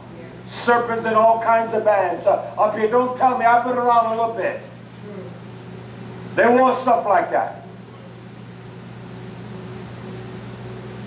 They didn't wear 5 or 6 earrings, and then they went to 2, and then they went to every space in their ear. That's not of Yah. It's not birth from the heavens above. He says, and let the beauty of Yah, our Abba, be upon us, and establish the works of our hands upon us, and confirm the works of our hands. Let that beauty rest upon us, YisraYah'ale, and no other beauty shall be resting upon us, and no other beauty. Hallelujah. He's going to put the jewels upon our heads. Can I read this again back to YHWH 16:11? Let's read this.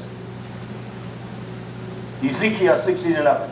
I beg you also with ornaments, and I put bracelets upon your hand and chains on your neck. Yeah. And I put nithim, jewels upon your forehead, and earrings, agath, in your ears, and a beautiful crown at the ra, a surrounding upon your head. Where are your crowns? If this is culture, you got nose ring and all. Where are your crown? Look at this. Now we want to understand the beauty of Yah. You are adorned with gold and silver, not this trash you call gold is fake. And your raiment was of fine in your clothing, and silk, and broidered works, and you did eat the flour and honey and all. And you were, look what he says, exceedingly beautiful. Yeah. This is the state of Yeshua. How do I know? Let me move on.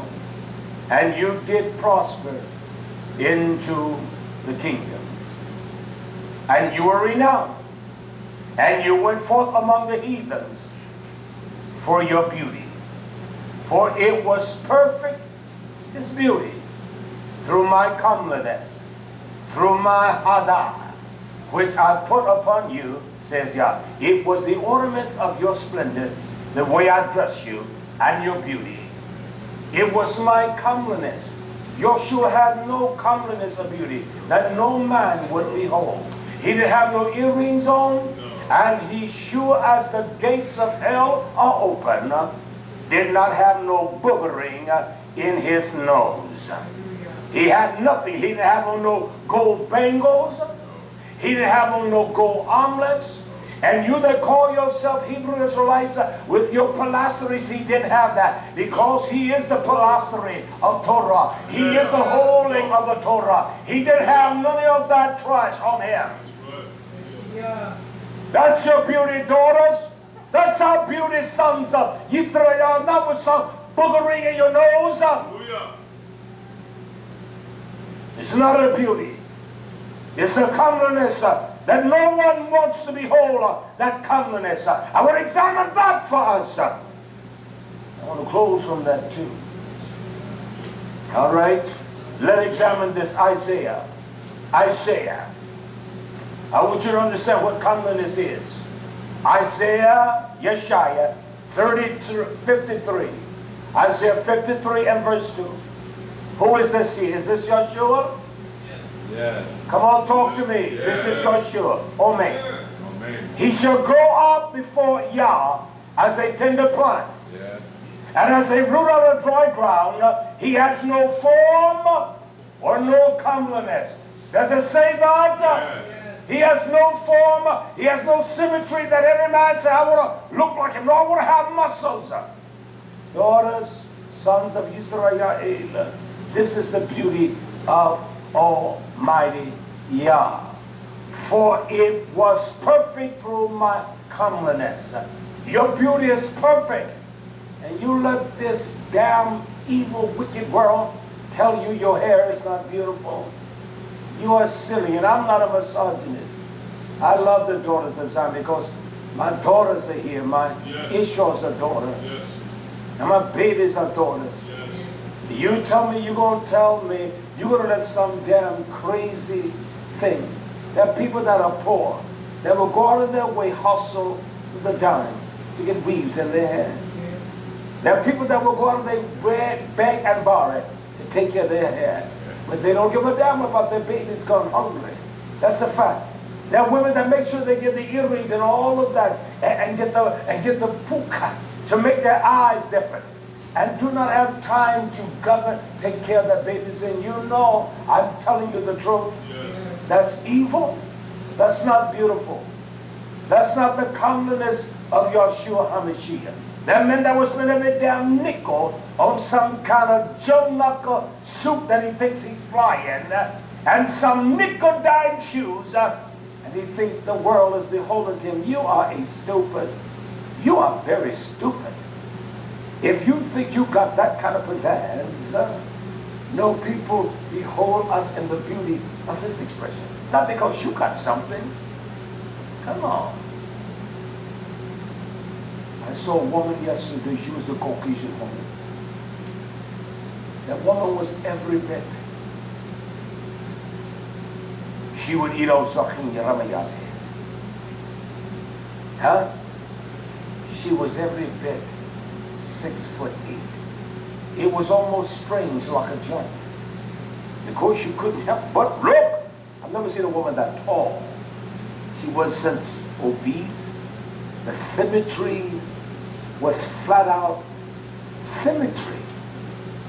She was with a man of my youth. He was no short, he was taller than Zachin. She was taller than him. My observation, I said, she doesn't look athletic, but she could have been, man. Played basketball in college. He looked as though he had athleticism, and he could. And her walk was erect, but I had to look and say, God, this is a tall woman. I've never seen a woman that tall. I've never in all my life seen a woman that tall. And so because of the regalness of that woman, you're going to look and say, wow, because her height speaks more than anything. She was tall. She was that much taller than him. She was. That's a fact. We have a beauty that nothing, that Nachash speaks to our mind. Put your nose ring, earrings, put on your diamonds, you put on them when you go out, put on your pearls. That's evil. Sell it. and send me the money, all right? Sell your diamond rings and give me the offering. I'll use it for our children, for the community, and when you come, we'll cook whatever you want, and you haven't had our cooking, all right? Yeah. He had no comeliness when you shall see him. There is no beauty that what? One should desire?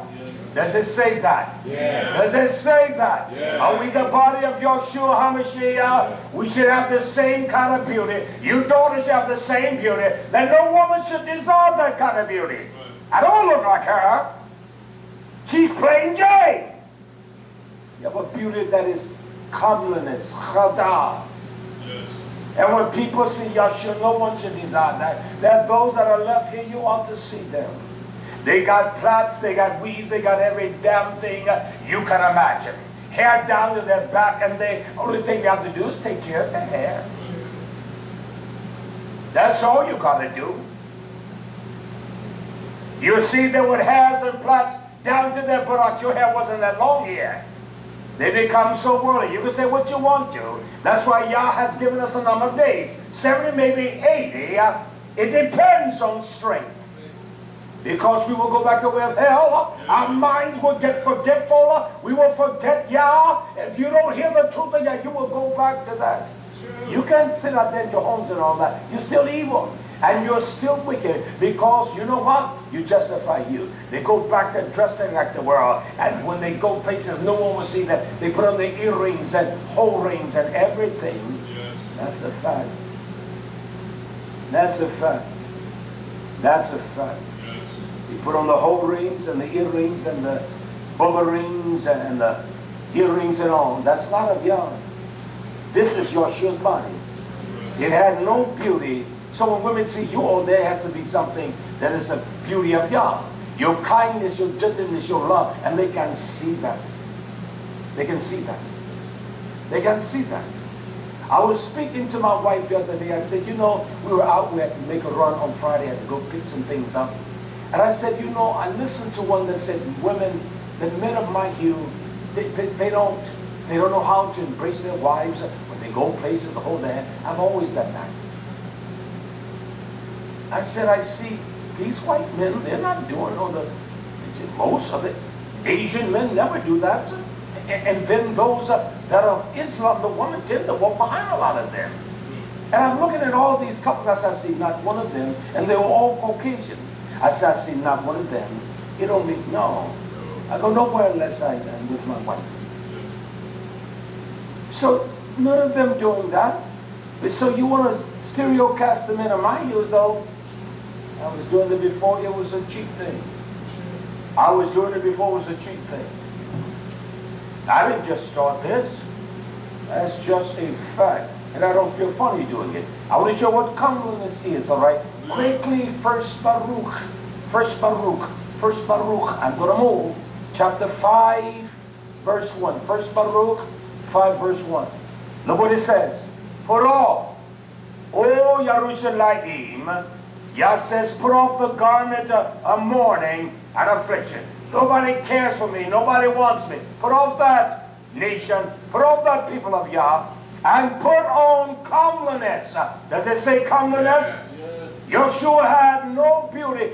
The Torah said he has no form, nor comeliness. Yah says to us, put on the comeliness of the splendor that comes from Yah forever. Leolam viad. That's the beauty we ought to put on. Not some holes in your ears. Not a nose ring, you damn fool. Make your Israel look like the world. You got there to see a slut that's sleeping with everything, even dogs, and she looks better than your wife? You're a fool. You got to look at that, turn your head to look at that. No, I want to lay down tonight. I want to look at my wife. I want to talk to her. I want to laugh with her. I want to talk. And I want to kiss her pretty lips. And I want to hug her. And I fall off. I go to sleep. I go to sleep. I woke up in the night. I got to tell you this. We're going to finish this part and nothing else. I woke up in the night because the young ones were in the sukkah. I heard my angel say, yeah, 12. I jumped up and I started running. I'm going to the doors and all of that. And this is the truth. I run back to the back door, make sure the baby's back, that kind of. I said, they're all right. I can hear them. They had the light on and all that. And then when I come back through, she's in the front door. I didn't know it was her. I'm kind of dazed. I'm ready to go to town. That's the truth. I said, yeah, whoa. Silly boy, this. I said, you hollering like that and there was no one at the door? She said, it was. I said, baby, that was the one I heard you say. I didn't hear a thing because I didn't. She said, that was the girl they wanted cupcakes. And you were, I'm ready to put some jujitsu. I did. I got my position. Yeah, boy. I'm serious. I said, woman. I said, girl, don't do that. I was ready to go up in you. She said, oh boy. I said, I'm telling you, I had got my stuff. Yeah, and I'm running in there on you. I'm taking you down. That's just the truth. I was going. Scared me. I jumped up, running. I thought she heard something.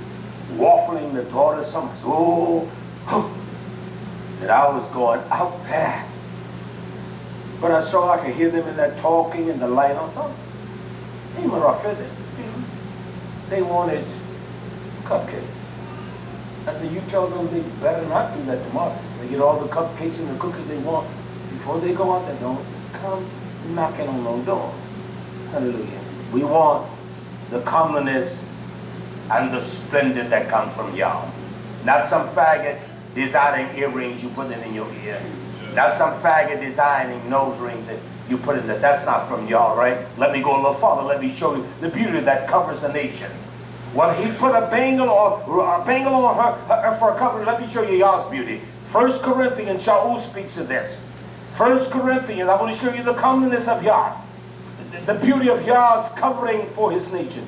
1 Corinthians 12:23. 1 Corinthians 12:31. It says, and those members of the body now, which we think are less honorable. I don't like the way my hands are. I don't like this. I don't like this. Are more comely parts. Have more abundant beauty than you realize. 1 Corinthians 12:23. They have an abundance of comeliness that is Yosei Musune. They have much of a greater charm and elegance and a figure of the external beauty of modesty and seemliness and eternal beauty. That's what he said. That's what that word means. How we have gotten wrapped up in this crazy world. It's sad.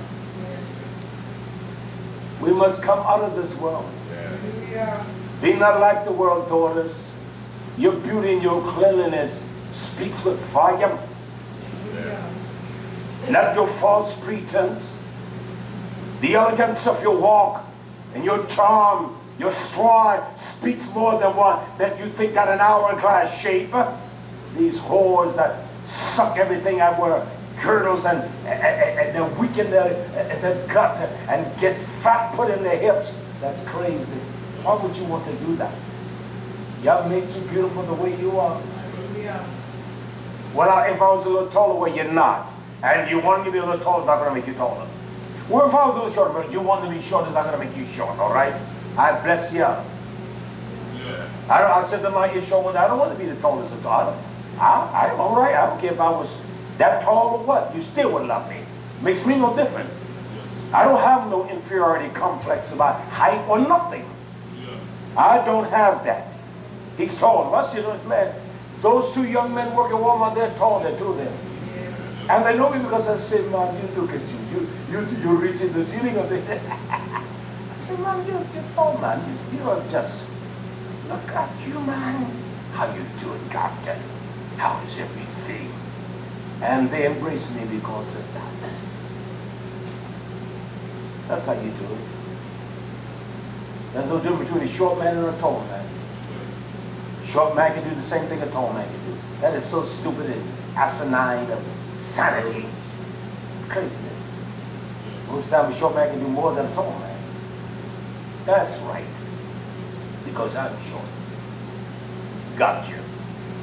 Let me show you what is comeliness in Leviticus. I want to show you this. Now tell me if this, what this beauty is. And it used this word chada, all right? Chada. It says here in Leviticus, YHWH 23:40, one verse I want to read. Yah says, and you shall take to you on the first day.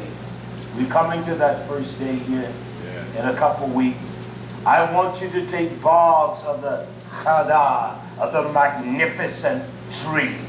You never seen trees that were so beautiful. I have. I just hate it because our trees down there with that water, those beaver has caused that. I go down there time just to look at those trees. There's some beautiful trees. I don't even want to go down there because I know. But I will go when it gets cold. It's so beautiful. I don't know how to measure a tree like these, Achim. But I say, man, that tree is 150 feet tall. I know it's not. But the splendor of it. It makes you be in awe of it. It's so splendid. It is so straight. And so massive and big. I can imagine when it falls, if you fell on that tree, the whole earth was shaken, but it is such a beautiful, it is a chada. It is a hada. It is a beautiful tree. It is beautiful. Fellow said, let me cut them down. That's what we call furniture trees. We can make some money. I said, no. That tree is going to stay around so in case we need to make a fire. You cut it down for wood. And I wasn't going to touch those trees in my heart. I'm afraid. You all let me know, right? Some beautiful trees. That's what Yah said. And he's talking about the bark, the beauty of a tree, the splendor, the commonness. He says the magnificent. He said the branches of the palm tree and the barks of the fig tree, the oak and the willows of the brook. You shall rejoice before Yah your about 7 days. We know we're coming to those 7 days. Huh? Yes. So we're going to get the barks, we're going to get tree limbs, and we go, listen, you young ones, I got horns. I know them little shofars, I got them for the babies. But I got us some horns that will make a sound. They make a sound? I let her try one yesterday and she went crazy and she went berserk. And I can imagine how these will go. That thing blows louder than Shimri's horn. And even though we blew one, he just got happy as a frog on a lily pad. They're loud. So I'm glad we'll be outside here on Monday, all right? They're loud. And I found them, those little things for the little ones. I got some of those too. For all the big ones, we got real nice horns. You too. All right. Hallelujah. Moving quickly. Hallelujah. Hallelujah. Hallelujah. There's nothing more magnificent. That's what commonness is. It is chada. Let me show you the beauty of Yah. It says here in 1 Chronicles 16:27. 1 Dibra Yaim 16:27. This is the presence of Yah. This is your beauty, daughter. And Yah doesn't have on no earrings. He doesn't have a nose ring on. He is the Ruach. This is what he says. 1 Chronicles 16:27. Grandeur and chada, splendid, magnificent, honor. Magnificence are in Yah's presence. Yes. Strength and gladness are in his place. Yes. That's your power. That's your beauty. You got strength, daughters. Sons, you got strength and you glad. I was glad as Dawid said unto me when they said, let's go to the Shabbat fellowship. Yeah. Lay all your burdens down. That's the beauty. Not earrings and all of this mess. That is not a culture. That is demonic. It's from the demons of hell because it came by Azazel.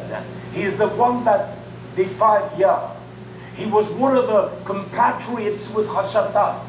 He is one of the ones we call the fallen, quote, angels, unquote. Those that defied Yah, and they saw the splendor and the beauty of Yah, and they tried to replicate it in rebelliousness. You can't do that. It is almost like someone trying to dress up a woman. She's not been used to no makeup and all that. I don't want that mess on me. Take that off. I look crazy. And in the day when someone wanted to fix someone up for a date or have a man, we always said that man put makeup and all that mess on. You need to get your ears pierced. That's not of Yah. You know it can't be. When the illusion of that is to draw or to activate a desire of sin, unrighteous deeds, he did not give you that. That is not your culture. Everybody does that. True. All the nations. Hallelujah. And all the nations did that. The Ishmaelites, they wore that. The sons of Esau, when YisraYah'ale would take them, Gideon, he destroyed the Midianites. They all had earrings and no rings. So you tell me that Yah gives us a culture. He gives us a culture, one thing, that's Torah delight. That's our culture. Hallelujah. He dresses us in a garment that is so beautiful in his righteousness. It's Sadiq, all right? Quickly. Hallelujah. I want to show you something, man, what Yah has done for us, your beauty. Psalms, Tehillim 8 and 5. For you, Yah, you have made him a little lower than the Almighty. We came and we are in the same image of Yahshua. And you have crowned him with splendor and chada. That's our crown. Come on, daughters, that's your crown. Your head, your man, your husband. That's your crown. You don't sell yourself for some cheap experience. It's not even experience. You don't even feel right after. It's cheap. It's little. It's not love. It's false. Save yourself for the husband they will give. Yeah. You fall into that law of sin, don't do it again. Don't betray. Yeah. Prepare yourself to be a wife and Yah will make ready a man for you. Yes. Fact of the matter. Hallelujah. Can I say this? I saw this little clip the other day. I wasn't looking for it. I like to see things about farming, and that's my main thing. And there was this man, he was 99 years old. I saw the old man do push-ups. The old man at 99 could run. He walked 6 miles every day to see his wife.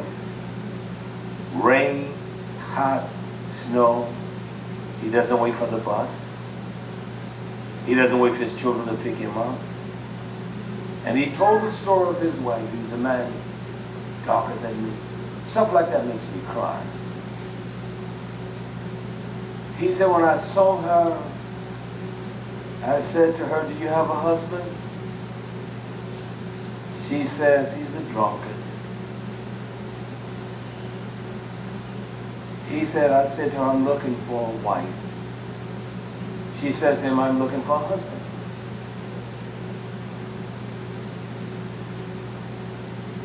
He said, and she made me a cup of tea.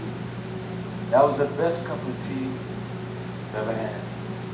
You could see her lying down with all the apparatus in her. And they show you him walking. He doesn't have a little boy stride. And then he started running. I said, oh my. I almost want to send you a gift, just some money to help you. He's been married to his wife 55 years. When the cameras follow him, he said, no, watch her. Watch how she reacts. He walks over to her and says, hey, sweet cup of tea. And she responds.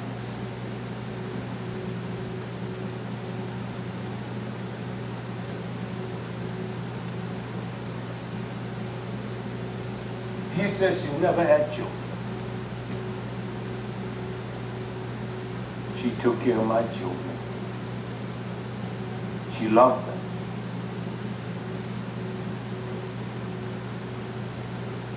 But he said that to that woman, you could see her reaction. And he does that every day. 7 days a week. And he walks back home.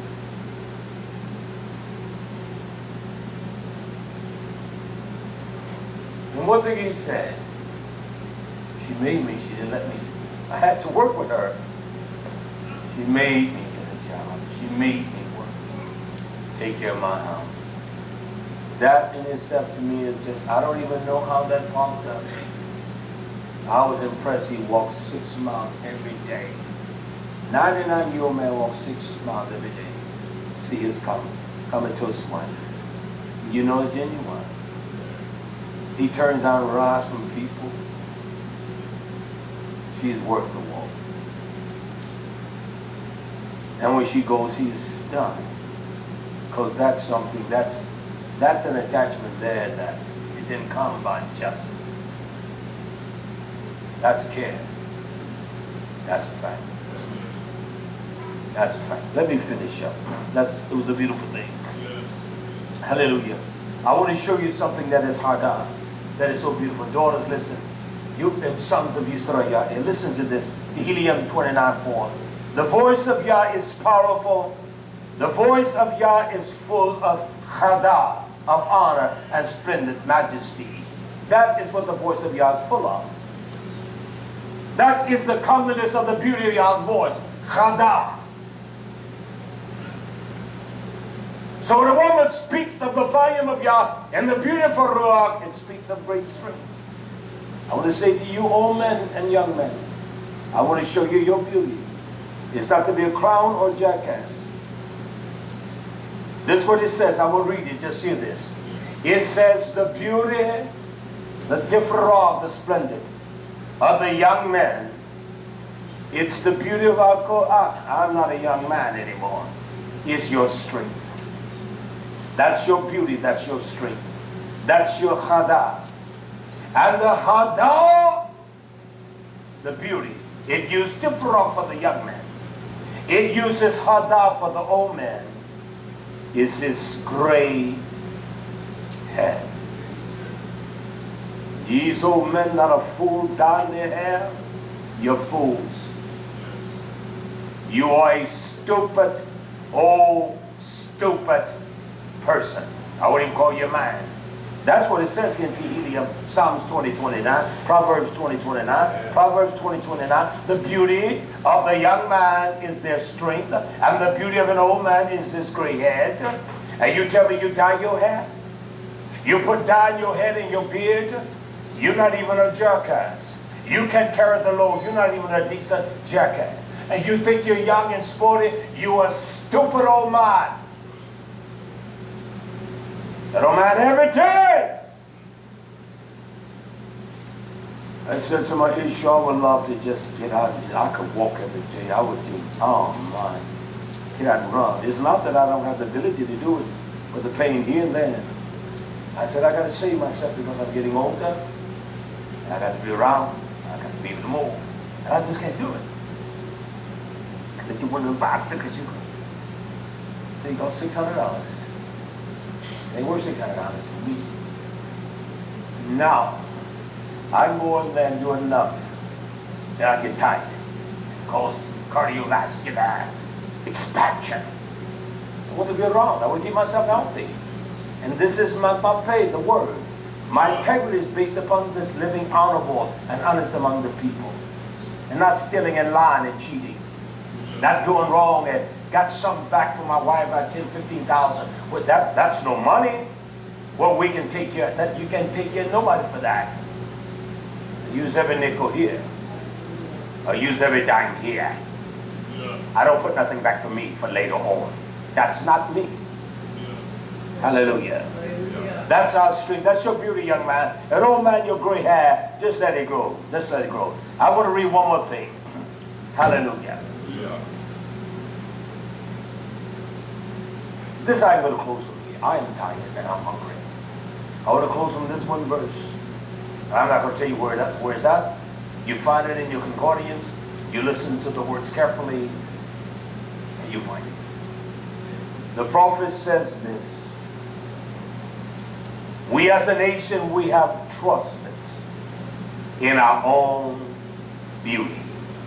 We have not trusted in the Hada of Yah.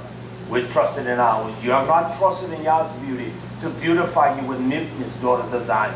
Neither you men as well. We have trusted in our own beauty.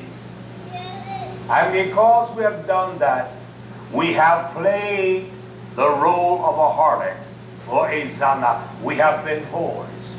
We have gone around whoring after every spirit. Harlot, H-A-R-L-O-T. We have played the role of a whore. Because of your faith, I'm a Hebrew Israelite. That's how they do it. And they lay with the women, and the women lay with the men. They lay with young, old, everybody. They are lustful. I hear from people, I don't mess with these camps. Because they're full of it. They're full of it. They're full of it. Because of your fame, and you have poured out your fornication on everyone that passed by, whoever desired. Everyone that passed you because of your own beauty you trust in, you tried to entice. Their men want young women, they want to try to entice them. Try to move it up this way, and all day you've been moving like a sloth, but all of a sudden you say, young gal, you want to stand erect and look like you're strong. You want to look as though you got energy. You see some woman you think is attractive, or you see a man, you've been hunched over all day, as Granny would say, and all of a sudden you got energy, you got strength. You're trusting in that, you're trying to draw everyone to you. You go out, you want to make sure you're painted up and pook, your eyes painted and your booger ring in and all of that. You don't go out, oh, I don't never take this booger ring out. I ain't never took this ring off. It's evil, it's sadistic. What is it? Is our adoring that the world, you got to know, let me say this. You got to know that the way you adore yourself, daughters, men with your nose rings, something's got to be wrong. When everybody's doing that. You don't find women dressed like her. You don't find women when you go out dressed like my Isha, nor look like that, and her garments of her clothing, you don't find that. You don't find that. So you know that something has to be wrong if our women, our wives are dressing with their skirts up to their knees and all of that, and they're dressing like Jezebels and whores. They got on pants like the world. You know something is wrong. If you're dressing like them, you look like them, you got paint on your face, you got nose ring, you got earrings, you know something is wrong. Something is not right. The Muslim women wear earrings and all of that. It makes no difference. Only those that are elect of YisraYah'ale, it is the beauty of your salvation, your Yeshua, that purifies you with the kindness and the meekness of Almighty. Anything else, it is false. It is fictitious. Earrings, no rings. Is it the culture of the nation? Or was it induced unto us by Azazel? Demonic. I will give you the answer. It is demonic. It's not from Yah. You take them out. Take the earrings out. Don't come here with nose ring, earring. None of that mess. Because you're not going to come here with that. I will tell you no. You're not going to take them off here. I will tell you to leave, go, take them off, then you come back. You're not going to do it here. Isn't it amazing that we'll compromise for everyone, but when it comes, they won't compromise for you. You tell them don't do that, and they do it. You warn them don't come here. And I've sent out letters and everything telling the dress code. It's one thing I don't allow men. No dresses on the men. I don't allow the men coming in here with skirts on. And if the man can't wear dresses or skirt, your daughters, don't come in with pants on. Don't come in here showing your butt out. Take your jewelry off. Sell it. I'll tell you what, all you that are listening with jewelry, take it off, go to the pawn shop. It's not even worth a nickel what you got. Your gold is not worth a dime. How many gold coins did we sell when we did that out there? How many did we sell? How many pieces did we have? 30-something pieces, only 4 or 5. How many pieces did we sell? 36 pieces. How many? 36. We sold 36 pieces. Yeah, but only when they did No, how many pieces did we sell? That's all right. Okay, we sold 36. And what I do, I could have bought me a nice pair of Yiddish shoes. I could have bought, that's a designer called FedEx. Shoes cost $1,200, $1,500. You think I spend that on some shoes? I took every dime of that money, that's how we, pour that patent on it. I don't need no gold. Send me your gold. Don't send me your gold. Send me the money. That's right, send me the money. When you come, you don't have to buy no food here. Well, that family that came the weekend, tell them my issue, this show is some quote good food here. I don't know, because it's done my love. I don't get doors when you get all nutty and nasty. You don't want to cook. Just cook and say, Yah, help me. Help me, oh Yah. Make me do right. Make my heart right. Oh, Yah, it's so tough. Yeah, you start singing like that, you start crying. I do. I don't know no words in no song. I don't even know these songs that you all sing. I don't. I just don't know them. But I know how to sing. Make me do right, Yah. Make me do right. Oh, what a beauty. It is just to work for Yah. I will cook these beans with my whole heart. I will love doing it for YisraYah'ale. I will cook it all, say, Lord, these beans for your children. Look upon them, Yah, and make the beans right. We are silly. We let the world do that, and we would say, what's up, baby? Kick it down. Kick it off. Yet here's a messenger of Yah. Show us how we break the shackles of our stupidity, our dumbness, and our crazy ways. And we think it takes some kind of strong thing. It just takes the simple thing. Help me, oh God. Help me. May the riches of God rest upon you, all you that have joined us. Send an offering. Send tithes. Yeah. You know you're blessed today. And I want you to get angry with me. The devil is angry with me. I told you the truth. Everything I said, I backed it up from the book, did I not? Yeah. I didn't impart any of my emotions in it. I read it. And the interpretation was based upon scripture, was it not? Yeah. Take the nose rings, the earrings, and all of that silly mess out. Get the booger ring out and live right. Live right. Live right. You that in your homes, you don't allow that in your home. I don't care who it is. I don't care if it's your son, your daughter, your grandbaby, your great-great-grandbaby. I don't care who it is. I don't care if it's your mama. Can I say this before I dismiss? My mother, because she was my mother, I didn't go to my mother's house. Once I left her house, that's her house. I left. As a matter of fact, even before I walk in, I'll ring the doorbell. That's the way I was. That was her home. I could have walked in, no problem. But I announced myself coming. Now one day I invited her to my little old shack, and she came. And she's going to file for cigarette. I said, oh, hold up, old woman. You don't do that in my house. Well, boy, I said, man, let me say this to you, man. I don't come in your house preaching what I preach, talking to no one, do I? I respect your house. I said, you're not coming in my house, and I'm telling you, old woman, you don't come in my, you don't dishonor me like that. You don't do it. Do I come to your house and dishonor your house? I said, you don't want nobody to open an umbrella in your house, do you? I said, I don't do it, do I? I walk in the rain before. That's your superstitious ways. I said, you will not do it. Put it out, not just in my house. Put it out on my porch and get out of my yard. I meant that. And the last time my mother came to my house, we invited her to dinner.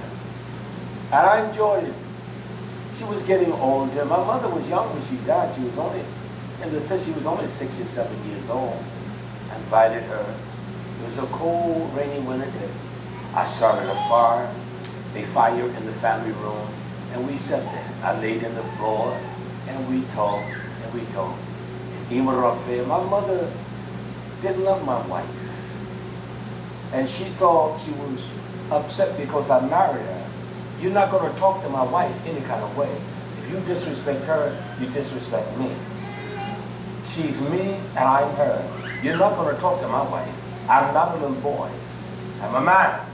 She knows where that mark is right here on my buttock. I didn't say it like that. You don't know where it's at. You saw it I was a child. She sees it as a woman, my wife. You will not talk to her like that. She never did. She never did after that. I'm telling you, don't you ever talk to my wife like that. She doesn't talk to you like that. You're not going to talk to her like that. And because of that, my mother would say, baby, come here, let me show you what he likes. Let me show you how to bake this pound cake. So let me plait your hair for you, happy baby. My mother, that's how she embraced my mind. If I had let my mother do that to my wife, she wouldn't have cared nothing for her. But I let her know, this is you love me the same way you love her. If you don't love me, you don't love her. And if you don't love her, you don't love me. My mother would take my wife, let me show you how to cook this. She would, son. Teach my wife, teach her how to bake cake. Baby, how you doing? Let me plait your hair, baby. And my mother would just plait her hair, baby. Let me fill it back there. Baldness of hair and all that. And my mother did that. I appreciated that. But that didn't mean that I was going to allow her to come to my home and do anything because I didn't disrespect the home. I didn't disrespect my mother's home. From the day I left over 17 years, I didn't move. I didn't disrespect the home. And you're not coming in my house smoking or doing your thing here. And she came the last time when I told her, you live with me. You take all your Social Security money. I don't want that. But your grandbabies cannot come. All of them in prison. Dope heads and all. I said they can come here. You get your little car, help you. You can go over there to your sister's house. But as far as them coming here, you don't have to pay no bill. They're not coming here. I said, can you imagine they have some dope under your bed? They come, find the dope, send the preacher down the road, got a dope dealer, and then they can't come here. I think about it. So when you think about it, you keep your money. I don't want your money. And we sat down, we sat down that day. She enjoyed my wife. I forgot what we had. We had a beautiful meal. And we just ate and just enjoyed the time. And she says to me, I got to have my smoke. I said, you're not going to smoke here. You know that. I don't even want you smoking in my yard. It was raining. She walked down the road to smoke. And I said this when she came back. I said, I don't like your stench. If you come back again, you will never do that. And I mean what I said. And some of y'all are so silly and crazy. You know what my mother, some of the last things she said to me when I saw her before she died. I wish all my children like you. You're mad. You're mad. I wish they all, from the oldest, I wish they had what you had. That's what she told me. And I didn't even go to a funeral. Be the richest of y'all. No, I didn't go because I wasn't going to be a part of that foolishness, all that clowning and drunkenness. The last funeral I went to my brother, and I promised, even quote, as the old man was still here, I promised to God that I was ignorant of the that I would never go to another one. Because they act like food, they threw a whiskey bottle. I left. And my aunt Parental, she had cancer, she was dying. And I will never forget what she said to me. This is what she said. She says to me, she was crying. She felt so bad for me. She said, why do they treat you like that? I said, Aunt Parental, this doesn't bother me. I had gone to my mother's house, and my older brother called me a Mr. Sanctified MF. I said, good boy, you better be glad because I would rake you as a rake on these. I would have knocked him out. One punch, I would have broke his rib. I was tough. I was tough. I would have cracked his rib. And that's what he called me, sanctified. I said, it doesn't speak well of your mom if you said that about me. Huh? And my mother raised hell with me. I said, I'm sorry. I do apologize for interjecting myself in yours, please. And I left.